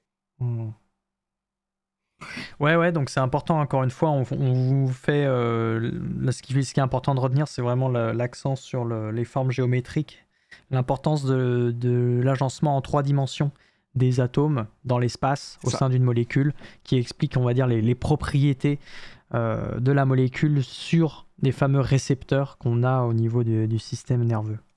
Et c'est quelque chose qui est étudié en biochimie. La biochimie, c'est le pan d'étude des réactions chimiques sur le corps. Il y a des molécules comme ça, en voyant la forme développée de la molécule, on pourrait se dire oh bah ça va, c'est pas très dangereux, ou alors oulala, c'est dangereux. Et en fait, on voit qu'avec des modulations, avec des modèles, une fois dans le corps, la molécule est dangereuse ou pas en fonction de la conformation qu'elle va pouvoir prendre. Et l'explication qu'on a entre la différence, par exemple, d'effet du THC et du CBD va pouvoir venir de la relation, de la différence de forme qu'elles vont pouvoir prendre. On disait tout à l'heure qu'elles se ressemblent plus que le THC et l'anandamide, mais la rigidité qu'offre le cercle fermé du THC va lui permettre de peut-être venir se loger dans la serrure qu'est le récepteur qui reçoit le THC. Et le CBD, peut-être que quand les trucs sont bien en face, il va pouvoir rentrer et avoir un effet similaire au THC, mais comme le THC est plus mobile, comme le CBD est plus mobile, on va pouvoir avoir un empêchement d'entrer dans la serrure parce que la clé se déforme sur elle-même de manière naturelle. Et ça explique les différences, c'est un des paramètres qui explique les différences de sensation, finalement, de réaction, d'impact, de réaction aux entre molécules. Le THC et le CBD. Pour l'orgibus, j'ai vu ta question, elle est trop technique, je ne saurais pas te répondre. Il faudrait regarder les mécanismes précisément de dégradation du THC. Il faudrait voir comment ça se passe. C'est plus compliqué que ça. Moi, je ne peux pas répondre à ça. En tout cas, je ne me suis pas assez renseigné là-dessus. Dans les cannabinoïdes, je sais aussi que la petite chaîne qu'on voit là à 5 carbone sur la droite de la molécule, elle a une importance. D'accord. Il y a des... Alors, il faut que je retrouve la molécule. Attendez. Il faut que je retrouve la molécule que je cherchais. On va parler du CBD après, mesdames, messieurs. Hein, vous inquiétez pas, c'est prévu. Là, on a fait surtout une première partie. Pour ceux qui viennent de débarquer, je vous fais un récap très rapide. On a essentiellement parlé du THC qui fait partie des cannabinoïdes, qui sont cette famille de molécules qu'on retrouve dans le cannabis et qui jouent en général un rôle dans un rôle psychotrope, c'est-à-dire un rôle dans la déformation de la réalité qu'on subit, entre guillemets, enfin, ou qu'on décide d'avoir lorsqu'on consomme ces molécules-là. Donc le THC fait partie de ces molécules importantes qu'on a, de ces cannabinoïdes les plus abondants, on va dire, les plus présents dans les espèces de cannabis. Et donc ça fait aussi partie des cannabinoïdes les plus étudiés, en fait. C'est aussi pour ça qu'on fait le focus dessus. Ce soir, on va parler de 2 cannabinoïdes. On a déjà beaucoup parlé du THC et dans quelques instants, on va faire plus le focus sur le CBD. Alors on rappelle juste au titre d'information que le THC, c'est pour tétrahydrocannabinol, et le CBD, ça sera le cannabidiol, sachant qu'en fait, si vous cherchez un peu, des cannabinoïdes, il y en a plein, avec des acronymes dans tous les sens, et tous n'ont pas été aussi bien étudiés les uns des autres, parce qu'il faut le temps pour la recherche de se faire, tout simplement. Et il faut savoir que tous ont plus ou moins aussi un impact, soit délétère, soit positif, soit particulier sur l'organisme. On a pris du temps pour expliquer qu'il était important de bien distinguer l'effet de chacune molécule et de la complexité du sujet qu'est le cannabis, puisque quand on parle de cannabis, on parle a priori d'une espèce végétale, mais dans cette espèce végétale, on a tellement de molécules différentes que Après, chacune des molécules, il faut d'abord l'étudier à part pour en comprendre les effets individuels avant de réfléchir évidemment à l'effet cocktail qui peut être aussi présent. Donc voilà quelques exemples d'acronymes que Lord Gibus donne dans le chat qui sont des noms normalement de cannabinoïdes. En parlant des acronymes qu'il décrit dans le chat, je voulais vous montrer la différence par exemple entre le THC et le THCV. THCV, ça veut dire tétrahydrocannabivarine. Et la seule différence entre les deux molécules, si on regarde bien, c'est la longueur de la petite queue là. Ah oui, la queue. De la petite queue carbone, elle est plus qu'à 3 carbones. Et ça cause un truc, ça cause un phénomène, c'est que le THCV est 10 fois plus potent, c'est-à-dire efficace, dans l'activité psychotrope. Parce que cette petite queue, elle a une importance, elle peut venir occuper l'espace du récepteur et empêcher le corps de la molécule de venir se loger dans le récepteur. Ouais. Et donc, si la queue est plus petite, il y a plus de chances que la clé rentre dans la serrure, entre guillemets. Okay. Et donc, le THCV, le tétrahydrocannabivarine, a un effet beaucoup plus efficace que le THC. Parce qu'il rentre mieux sur les récepteurs, quoi. Il rentre mieux sur le récepteur. C'est un exemple du phénomène de clé-serrure dont on parlait. Et donc, dans les cannabinoïdes, il y en a des plus ou moins efficaces qui vont permettre d'entrer sur les récepteurs qu'occupe habituellement le THC ou les endocannabinoïdes. Voilà.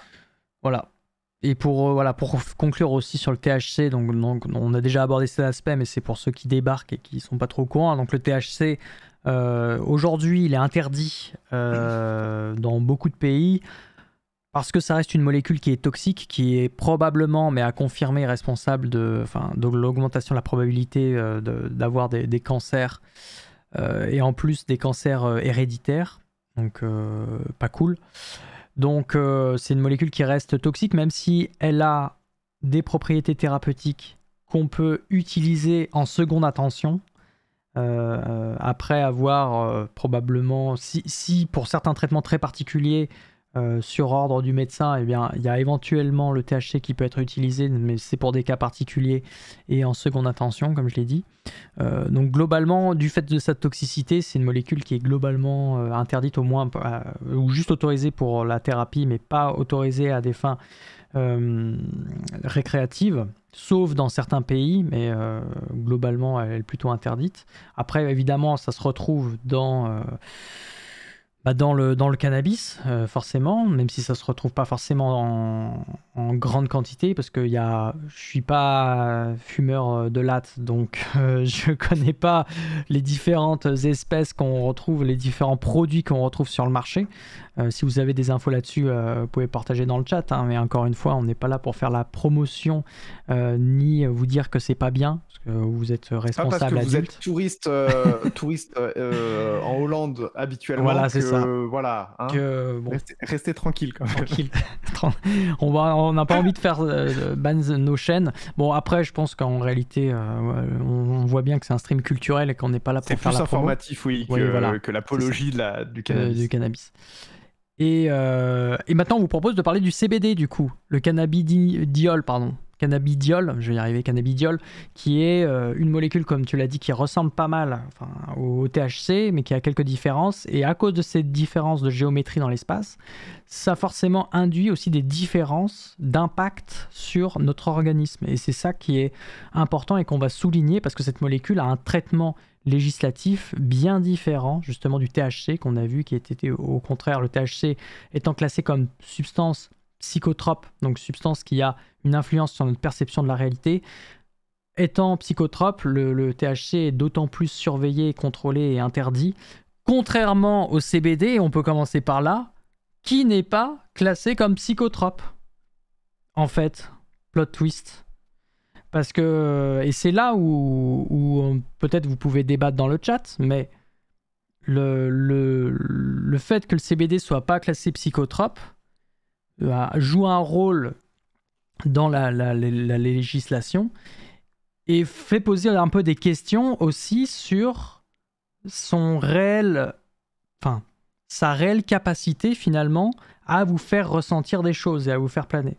C'est-à-dire que moi, de ce que j'ai lu, mais après, vous avez le droit de ne pas être d'accord avec le chat et à décrire vos expériences personnelles, mais de ce que j'ai lu, en fait, les allégations bien-être sont subjectives et invérifiables et servent surtout d'argument mercantile pour lire ce que j'ai Alors là, trouvé. j'ai pas d'infos. Moi, donc- j'ai jamais essayé le CBD. Alors, bah, moi non plus, mais c'est pour ça que je compte sur vous le chat pour Ouais. témoigner. Donc, en gros, le CBD serait... Est-ce qu'on s'auto-persuaderait?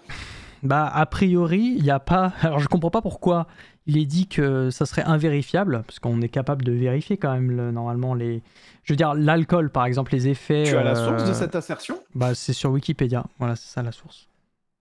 Ouais, mais la source sur Wikipédia, c'est qui le dit? Je sais pas. Mais justement, c'est un peu provoque comme phrase, et je voulais vous en parler pour savoir, vous, en tant que consommateur du CBD, si vous aviez vraiment des effets, ou est-ce que c'était suggestif? Peut-être que oui. Parce que, en fait, là, je parle du CBD seulement dans les produits où il n'y a que du CBD.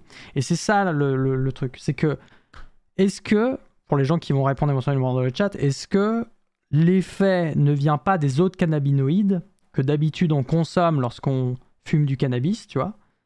Alors que lorsqu'on consomme du CBD vraiment pur, entre guillemets, il est jamais pur, mais quand c'est le seul cannabinoïde qui est présent dans votre substance de consommation, est-ce qu'il a vraiment un rôle psychotrope? Parce que apparemment, c'est pas classé comme une substance comme ça. Ça reste une sorte de placebo. C'est aussi possible. Vous savez que le placebo existe aussi avec l'alcool dans une certaine mesure. C'est-à-dire qu'on a fait des tests où on a fait croire à des gens qui buvaient de l'alcool et on a observé les effets de l'alcool en placebo sur des gens à qui on a fait boire de la bière sans alcool. Donc l'effet de placebo peut être aussi très fort. Mais voilà. Alors, bon, moi j'ai eu cette phrase-là, ça m'a étonné. Je voulais en parler en live pour savoir ce que vous en pensez. Ouais. Allons-y avec des pincettes parce qu'il n'y a aucune source. Il y a zéro source. C'est pour ça que moi, je vous balance la phrase comme ça, mais j'aimerais bien avoir des idées, enfin des retours des gens qui ont pu voir ça, qui ont pu consommer des produits ayant seulement du CBD. Et c'est ça aussi qui est compliqué, c'est que les produits ayant seulement du CBD, bah, c'est nouveau sur le marché. Il y en a en fait que depuis 2018, il me semble. Enfin, légalement parlant, j'entends. Et c'est pour ça qu'on voit fleurir dans les villes plein de petites shops à droite à gauche avec des enseignes CBD, avec des dessins de cannabis. Et bien, dorénavant, depuis quelques années, on a accès maintenant à des produits, puisque c'est dorénavant légal, de commercialiser des produits à base de CBD. Les raisons, on va les évoquer. Dans un but récréatif. Dans un but récréatif, oui. Alors, les raisons, on va les évoquer au fur et à mesure, mais la première raison, c'est que le CBD est relativement inoffensif. Et en fait, c'est la raison majeure pour laquelle ça reste autorisé dans un but récréatif et qu'on a on a légalement permis à cette molécule-là d'être sur le marché. C'est que, en fait, le CBD, contrairement au THC, a des effets négatifs secondaires relativement restreints. On parle de sédation ou de diarrhée avec une éventuellement perte de l'appétit. C'est des effets qui peuvent augmenter avec la dose prime, mais c'est des effets qui sont bien moindres. On ne relève pas d'effets cancérigènes ou génotoxiques comme on peut l'avoir avec le THC, par exemple. Alors, qu'est-ce que vous dites dans le chat un peu? C'est un peu... Enfin, je suis en train de lire la source de Wikipédia. C'est un article dans The Conversation. Ah, The Conversation, pourtant, c'est une bonne source. Hein. D'un auteur. La partie où il parle de ça, c'est un peu t'inquiète bro quand même. Hein. C'est TKT, crois-moi. TKT, j'ai testé. TKT, j'ai testé, Ouais. ça change rien. Alors... Et en fait, je me prononcerai pas. Le problème, c'est que dans cette allégation, enfin dans cette phrase que j'ai dite, on peut opposer toutes les promesses qui sont faites sur les sites de vente de CBD. En fait, si vous cherchez des renseignements sur le CBD sur Internet, vous allez très probablement tomber sur des sites de vente, de magasins. Et eux, bah en fait, ça va être complètement l'inverse. Ils vont vous dire que non seulement, bon, ça peut vous procurer du plaisir, vous faire planer, etc. Ça, c'est encore discutable, comme on l'a vu, parce que, bon, entre ce qu'on a vu là et ce que disent les magasins, on peut émettre le doute. Donc voilà, on va dire que potentiellement c'est possible. Mais par contre, ce que va vous proposer, ce que va souvent rajouter les magasins, c'est un effet éventuellement thérapeutique. Tu vois. Là où les gens sont assez d'accord, c'est sur... Et ça, c'est faux. là où les gens sont assez d'accord, pardon, c'est sur une... je suis en train de feuilleter l'article. C'est sur une relation dans un mélange CBD-THC. Oui, Et ça, c'est un mélange. Et Voilà. la relation entre les deux est particulière. Enfin, en fait, souvent on utilise dans le le THC. CBD dans le CBD qu'on vend dans le commerce, oui. En fait, c'est du CBD, mais il y a une teneur maximum à ne pas dépasser de THC. C'est pas du CBD pur qu'on vous vend Ça dans le commerce, dans les huiles. Ça dépend. Il y a les deux. Il y a les deux Il y a les produits. Il y a les deux produits possiblement. Il y a des produits à 0% THC et d'autres où il y a, ils sont à la 0,2, limite 0,5, légale qui sont à 0,3. Et encore, la 0,3. limite 0,3, c'est que en France. Attention, là encore, faut mettre des pincettes parce qu'on parle de. Il y a la Suisse. La Suisse, ouais, c'est tous les différent. pays. La le Suisse, CBD est légal. la Suisse, je crois, sont plus laxistes, sont plus ouverts. Mais il y a plein de pays où il y a zéro tolérance au THC ni au CBD d'ailleurs. Donc c'est très pays dépendant et même temps dépendant parce que en France elle évolue. Ouais, la législation évolue aussi avec le temps. Donc bon, bref. Et donc c'est délicat parce que effectivement tu parles de mélange, c'est possible. C'est connu de mélanger THC et CBD parce qu'on sait que le THC va atténuer. Non, pardon, que le CBD, que le THC en mélange avec le CBD, en fait le CBD va atténuer les effets secondaires du THC, tu vois. Enfin, éventuellement, parce que le THC a aussi des effets secondaires, fatigue, ivresse, anxiété, maux de ventre, et le CBD peut atténuer ces effets-là. Donc c'est connu que les mélanges existent. Voilà. C'est moins de 1% de THC dans l'huile de CBD. Moins de 1%? Ouais. Ah ouais. J'aurais dit un truc encore plus serré que ça, mais... Toutefois, la législation suisse interdit catégoriquement la résine Suisse... de cannabis, même si elle... Alors non, ça c'est la résine de cannabis, c'est autre chose. Jusqu'à maintenant, autorisée avec un taux légal de THC, moins de 1%, l'huile de CBD fait face à des controverses en Suisse. En mars 2022, blablabla, blablabla. Le but n'est pas de planer, mais de se détendre. Oui, mais est-ce que du coup ça détend bien ? C'est ça, c'est que les effets, ou est-ce que c'est pas juste un placebo? Parce que moi je me détends quand je bois un thé chaud, tu vois. Quand je bois un thé chaud, ça me détend. Oui, mais si l'effet placebo fonctionne, oui, bien sûr. Oui, mais il y a une différence entre... Ouais, enfin, tu vas me dire, sur les paquets de thé, ils disent aussi que c'est pour soigner je sais pas quoi. Donc je suis d'accord qu'il faut une marge de tolérance. Mais... Si l'effet placebo suffit à vous détendre, allez-y. Hein. Moi, je n'ai pas de problème à ça. Sachant que le but que vous cherchez, c'est de vous détendre. Si vous arrivez à vous détendre en buvant un thé ou en buvant un thé ou en vapotant sur une vapoteuse de CBD, faites ce que vous voulez. Là où ça devient plus problématique, c'est quand on vous vend le remède miracle contre un cancer, contre autre chose. Et là, ça devient beaucoup plus problématique. Pour prendre les anecdotes, les témoignages du chat, il y a Lorgibus qui a dit « Perso, le CBD n'a pas l'action que je désire, en l'occurrence, éviter le sommeil paradoxal. Seul le THC marche bien pour moi. » Donc là, par exemple, un exemple d'effet qui marche pas. Il y a Bûcheron qui dit « Je suis un gros fumeur depuis 20 ans de THC. Je suis passé à 100% de CBD depuis un an. C'est pas psychotrope, mais ça me calme, m'aide à dormir avec des rêves. » Donc ça rejoint bien ce qui est donné a priori par l'état de l'art. Enfin, l'état de l'art, ce qu'on a l'impression en tout cas, c'est que le CBD... sauf placebo, on va dire, pour le moment, n'a pas forcément prouvé ses effets plus que ça, quoi. Je me suis persuadé que l'eau du robinet me détendait, du coup je bois de l'eau et je suis détendu. Cheval Kicker, si t'arrives à faire ça, en vrai, no joke, bah t'as gagné la vie en fait. T'as tout compris à la vie, hein. En vrai, c'est possible, c'est possible. Non mais, je suis sûr que, enfin, en fait... Moi, depuis que je sais qu'on peut faire du placebo avec l'alcool, genre tu peux donner à ton pote une bière sans alcool, tu lui dis que c'est de l'alcool, tu vas voir qu'il va être plus détendu, il va commencer à faire des blagues, il va commencer à être désinhibé, alors qu'il n'y aura pas, pas de l'alcool dedans. Quand j'ai su que c'était capable qu'on peut faire ça avec l'alcool, je me dis, en fait, on peut faire ça avec tout, quoi. Enfin, tu peux faire ça avec tout. Mais il faut juste s'en convaincre quand même, dans une certaine mesure. Et bref, donc a priori déjà cet effet récréatif du CBD, il est à discuter. Mais le problème, c'est ce que vendent les vendeurs, les magasins, c'est un effet thérapeutique. Enfin, certains le font. Et ça, pour le coup, c'est pas prouvé. C'est pas prouvé officiellement. Il n'y a pas de publication qui montre. Enfin. J'ai l'impression que le consensus s'oriente plutôt vers Vert, il n'y a pas d'effet thérapeutique du CBD en fait, parce que s'il y en avait, il pourrait plus être vendu comme ça en fait. Il passe dans la catégorie médicament. Et à ce moment-là, tu peux plus le vendre de la même manière dans le commerce comme il est vendu actuellement. Tu vois le bail? J'ai une petite. Enfin, j'ai un besoin de complément. Flatbed Poker, tu dis parmi les huiles CBD vendues, il y en a de très forts pourcentages de CBD. Tu veux dire de THC? Il y a un petit problème sur ton deuxième CBD dans ta phrase. Non, mais quand Rassure-moi, ils parce disent que- des huiles CBD, c'est des huiles. Les huiles, elles sont pas à 100% CBD en fait, c'est ça.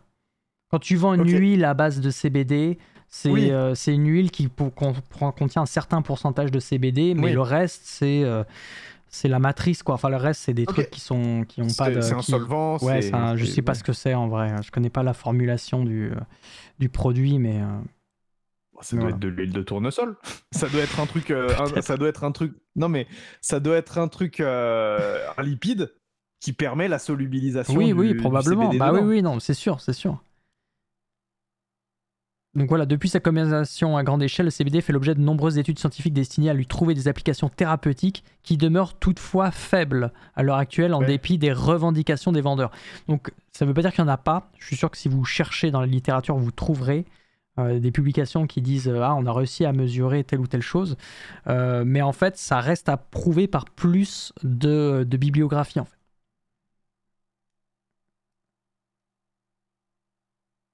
C'est de l'huile de chanvre, le vecteur. Ah bah voilà. Les autorités sanitaires françaises ont rappelé dans un arrêté du 30 décembre 2021 que les produits contenant du CBD ne peuvent, sous peine de sanctions pénales, revendiquer des allégations thérapeutiques à moins qu'ils n'aient été autorisés comme médicaments. Donc c'est ça, c'est que aujourd'hui les vendeurs de CBD en mode récréatif ne peuvent pas le vendre comme quelque chose qui va soigner, sauf si c'est un médicament. À ce moment-là, ça peut plus être un commerce habituel, j'imagine, légalement parlant. Il faut que ce soit une pharmacie ou un truc comme ça. Tu vois. Donc c'est ça le truc, quoi. Il y a quand même un médicament qui existe à base de CBD qui s'appelle l'Epidiolex parce que il aurait un effet contre un certain type d'épilepsie. Tout à l'heure, j'ai dit il n'y a pas d'effet thérapeutique. Il y a des exceptions, évidemment. Pour une certaine catégorie d'épilepsie, il pourrait jouer un rôle et avoir réussi à guérir. Je crois qu'ils ont un cas ou deux comme ça, des cas très spécifiques de l'histoire, dans l'histoire où ils ont réussi à calmer ou à guérir un patient comme ça. Mais voilà, après encore une fois, les études manquent parce que vous trouverez plein d'exemples d'utilisation de CBD pour le traitement de certaines maladies, enfin certains symptômes comme des convulsions, des inflammations, etc. Là, je vous lis quelques trucs que j'avais vus, les nausées aussi. Apparemment, ça peut inhiber la croissance de cellules cancéreuses. C'est aussi utilisé comme traitement contre l'épilepsie, j'en ai parlé, la schizophrénie, la phobie sociale, les troubles du spectre autistique.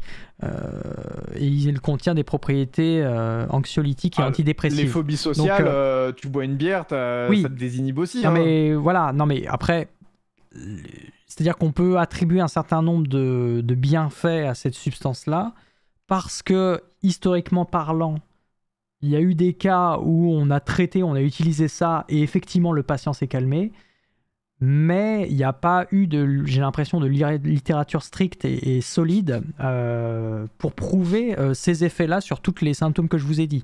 C'est-à-dire que ça, c'est par empirisme qu'on a remarqué que ça a marché dans certains cas, mais ça ne veut pas dire que c'est aussi cette molécule-là qui a permis de guérir, parce que peut-être que ça a été d'autres traitements, peut-être que ça a été la condition dans laquelle on a fait... les conditions dans lesquelles on a donné ce traitement-là aussi, parce qu'on sait qu'il y a un effet fort du placebo. C'est pour ça que l'homéopathie marche quelque part aussi, c'est que l'effet placebo du traitement homéopathique existe. Oui. Donc non mais l'homéopathie. Non mais peut-être. Non, mais ce que je veux dire, c'est que les remarques, les observations qui ont été faites de guérison au CBD, c'est des observations qui sont pas différentes de celles d'un traitement homéopathique pour le moment, tu vois. Parce qu'il n'y a pas eu, j'ai l'impression, de littérature assez solide qui a montré un effet thérapeutique suffisamment notable pour qu'en faire... pour le remarquer, tu vois. Et quelque part, en fait, ce que je veux dire, c'est que quelque part, c'est pas comment expliquer? C'est pas déconnant, puisque déjà le truc de base, il te fait même pas planer, quoi. La molécule de base, elle te donne juste un sentiment de repos. Donc tu pourrais te dire peut-être qu'elle agit nulle part dans l'organisme. Donc moi, ce que je vous dis, c'est CBD is the new placebo, non? Is the new homéopathie, en fait. C'est ça. Mais en fait, le CBD n'est rien d'autre que de l'homéopathie. La glissade du streamer. Moi, je m'en fous. Hein. De toute façon, vous n'êtes pas là pour la science, vous êtes là pour le drama. Arrêtez, faites pas les viewers intello dans le chat. Franchement, vous êtes là pour quoi? Pourquoi on est là ce soir? Pour apprendre des trucs. T'es là pour ça, apprendre des trucs. Ah oui, d'accord. Non, mais je dirais, qu'est-ce que t'as lu le chat un peu, parce que moi je suis dans mon monologue là. Oui. Que dit le chat? Il y a un truc où ils disent de la merde. Quoi? Non mais attends, ne renie pas le chat. Si on est là, c'est grâce à eux, tu vois. En fait, les 20 derniers messages.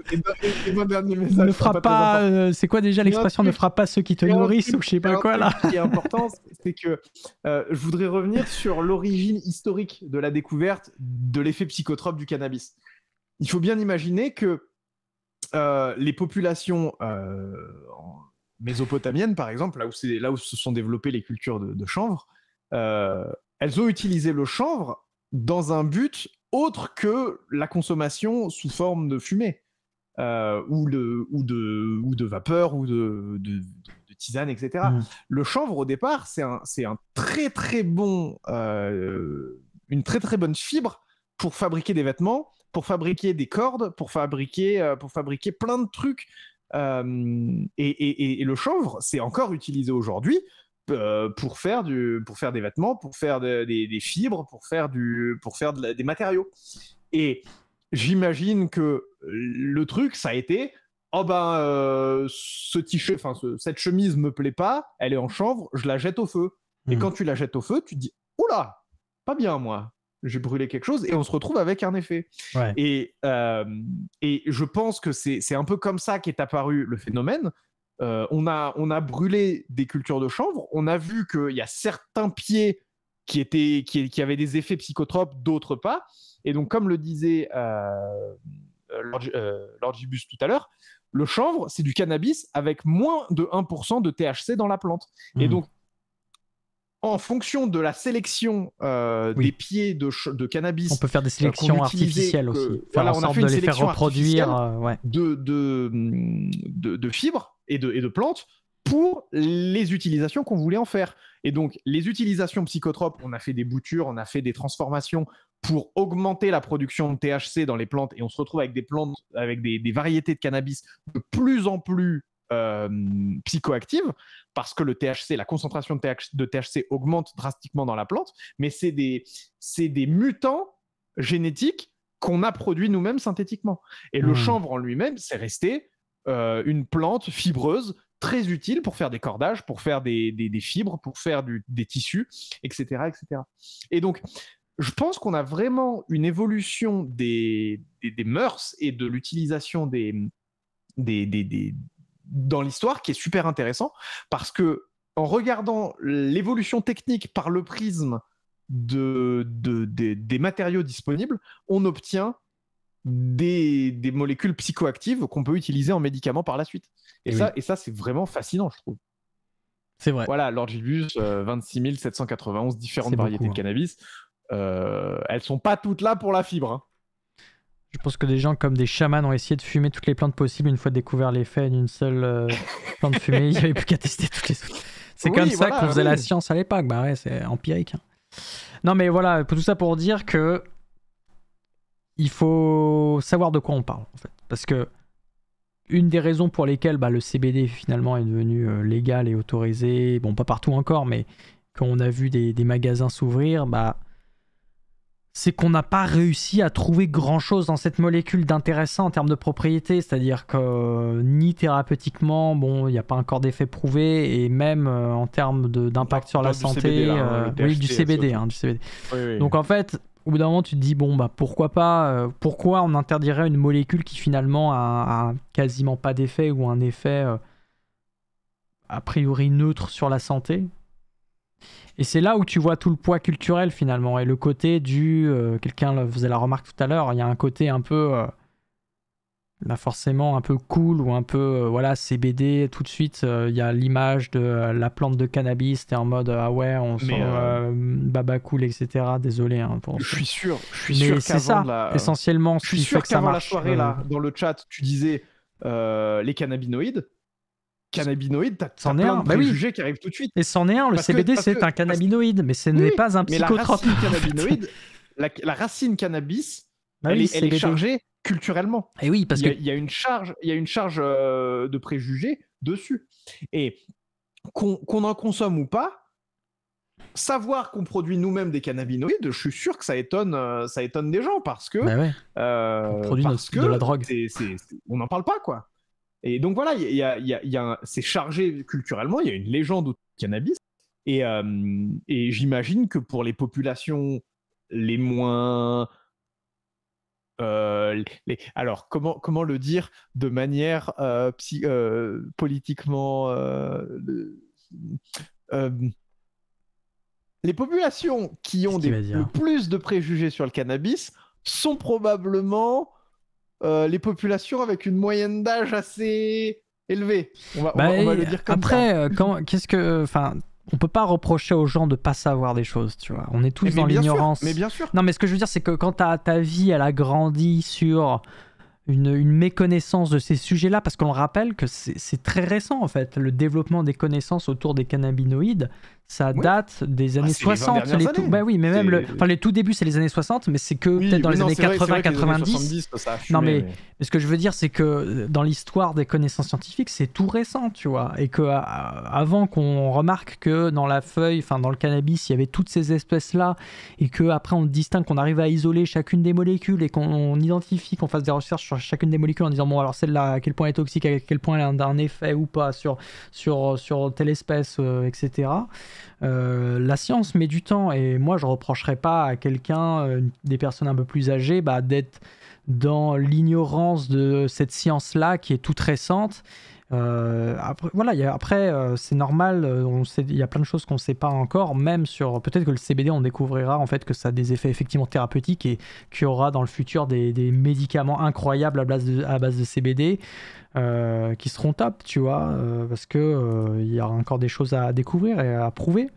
Mais c'est compliqué, tu vois, aussi de se mettre à la place des gens qui ont vécu un temps où toutes ces connaissances n'étaient pas faites, et donc tu étais obligé de te baser sur tes croyances, et les croyances en particulier de tes parents et de tes anciens. Oui, mais les croyances des anciens, c'est pas forcément la croyance sociétale, parce qu'il y a eu une diabolisation du cannabis dans les années 70 avec la guerre contre les drogues américaines.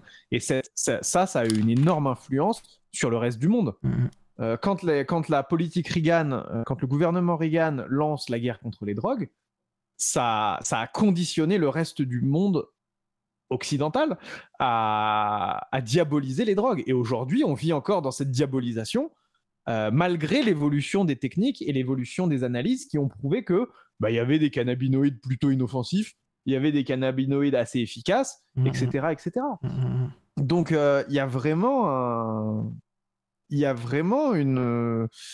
Il y a des légendes, vous voyez, comme vous le dites dans le chat, il y a des légendes autour du cannabis, et c'est des légendes qu'il faut tacler, ou alors justement incorporer dans un prisme scientifique. Ouais, mais je pense que quelque part c'est un beau symbole, même si je me moque un peu de ces magasins qui ouvrent et qui vendent leurs produits à base de CBD qui sont probablement juste du placebo, tu vois. Enfin, même si je m'en moque au fond de moi, et que je suis en train de dire ouais, c'est un peu un commerce de charlatans, quelque part je le pense un peu très fort, mais l'aspect positif de ça, c'est que ça prouve aussi qu'on a évolué sur la connaissance des produits qui composent le cannabis, et qu'on se rend compte que tout n'est pas forcément mauvais dans la feuille en elle-même.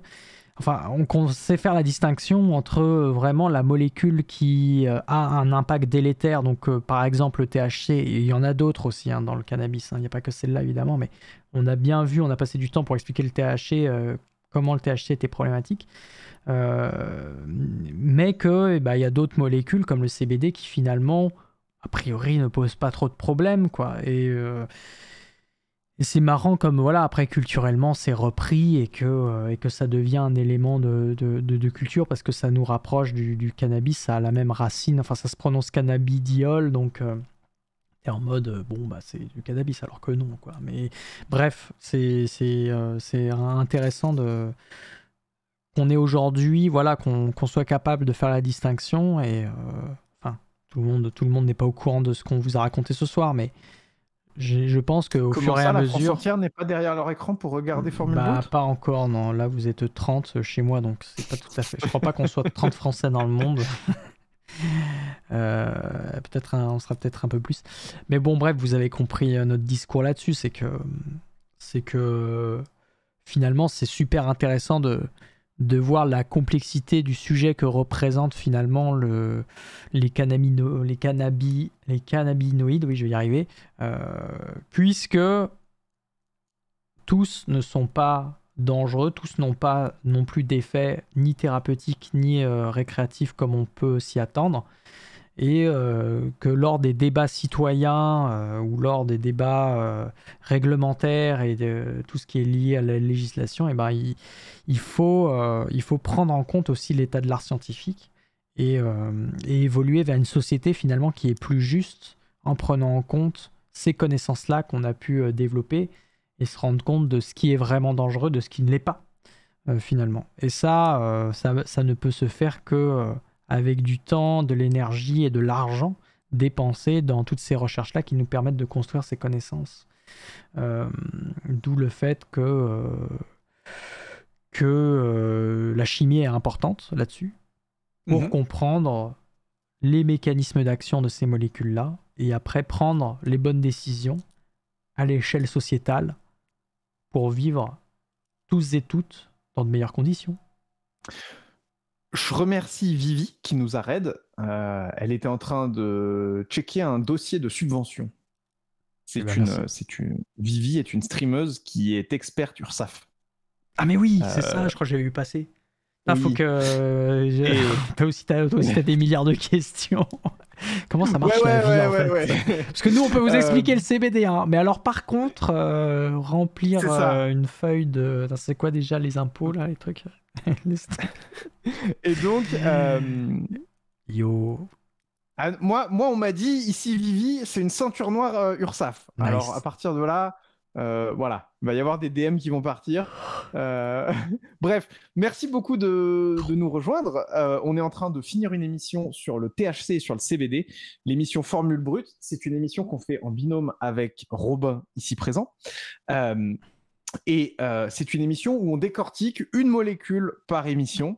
On a parlé de l'eau, on a parlé du CO2, on a parlé de la nitroglycérine, on a parlé de l'acide salicylique, etc. Aujourd'hui, on parle THC, CBD. On va conclure doucement. On va faire un petit récap, je pense. Et on va conclure. Restez, parce qu'après, on a le débrief. On peut continuer les discussions de digression. C'est vrai qu'on arrive à 22h, c'est parfait. On arrive à tenir notre... Donc, pour résumer, le THC et le CBD, ce sont des molécules naturelles qui sont produites dans le chanvre ou le cannabis. Ce sont des plantes fibreuses qui sont utilisées au départ historiquement pour fabriquer des fibres textiles et qu'on a détourné de leur utilisation première pour produire des molécules psychotropes. Une molécule psychotrope, qu'est-ce que c'est ? C'est une molécule qui va avoir un effet sur le système nerveux. On va, au niveau des intersections, des limites, des frontières entre deux neurones, on va avoir des synapses qui sont des endroits où des molécules peuvent participer à des échanges d'informations entre les neurones. Et des psychotropes, des agents psychotropes peuvent venir occuper ces synapses, ces récepteurs au niveau des synapses, pour avoir un effet psychoactif sur le système nerveux central. Ce qui correspond à une modification de la perception de la réalité. Des perceptions. Voilà. Exactement. L'alcool est un psychotrope, la caféine est un psychotrope, la cocaïne est un psychotrope, le THC est un psychotrope. Mais pas le CBD. Mais pas le CBD. Mais pas le CBD. Et c'est ça une des grandes différences. Le THC, c'est une molécule qui ressemble à ça. Ça, c'est la formule développée. C'est une molécule organique, très peu soluble dans l'eau, assez soluble dans les graisses. Et ça explique en partie la longévité de la molécule dans le corps humain.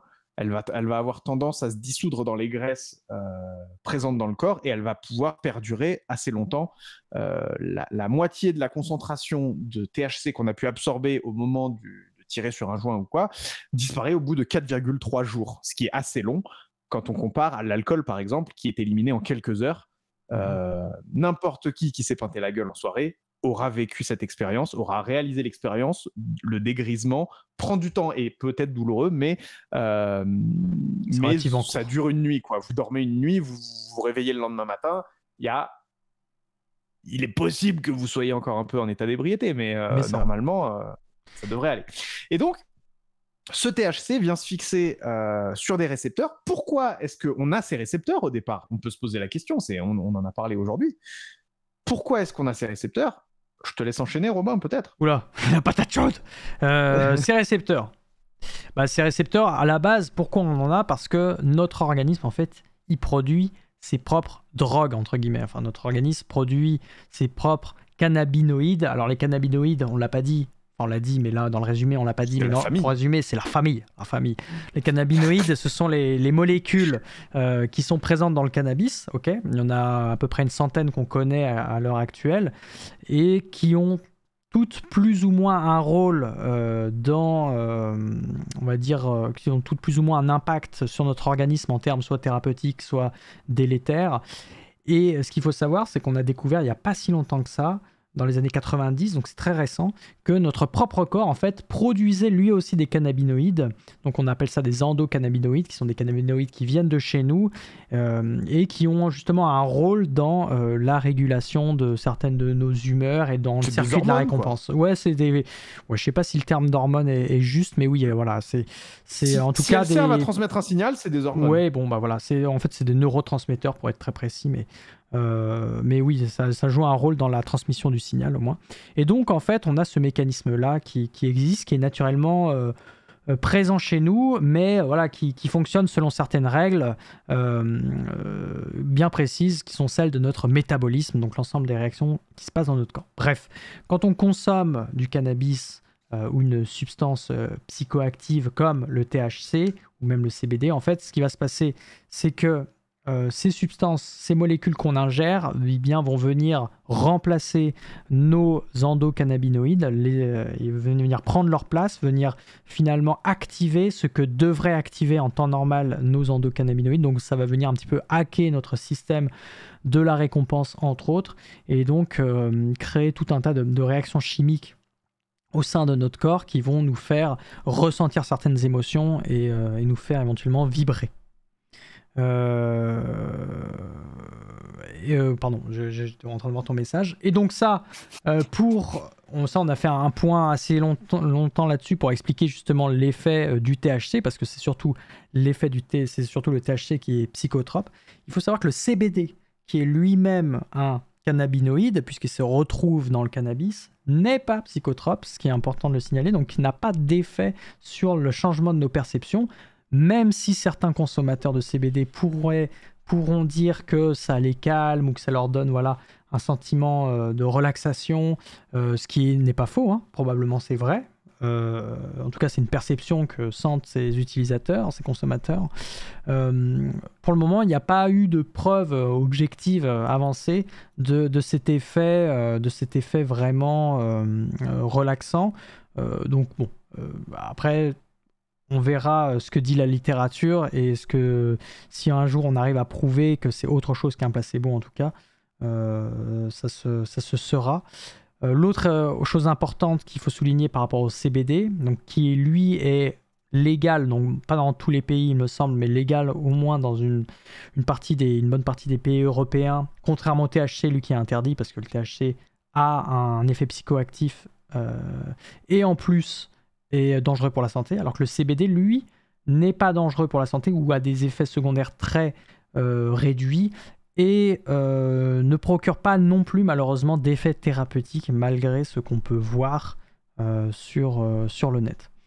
Donc en fait, on a deux molécules qu'on vous a présentées ce soir, une psychoactive, le THC, qui malgré le fait qu'il a des effets délétères sur la santé, peut avoir des effets thérapeutiques dans certains cas très particuliers. Donc à ce moment-là, le THC est prescrit pour ces utilisations-là, pour ces cas, on va dire, particuliers, mais sinon c'est illégal, hein, c'est fait sur ordonnance.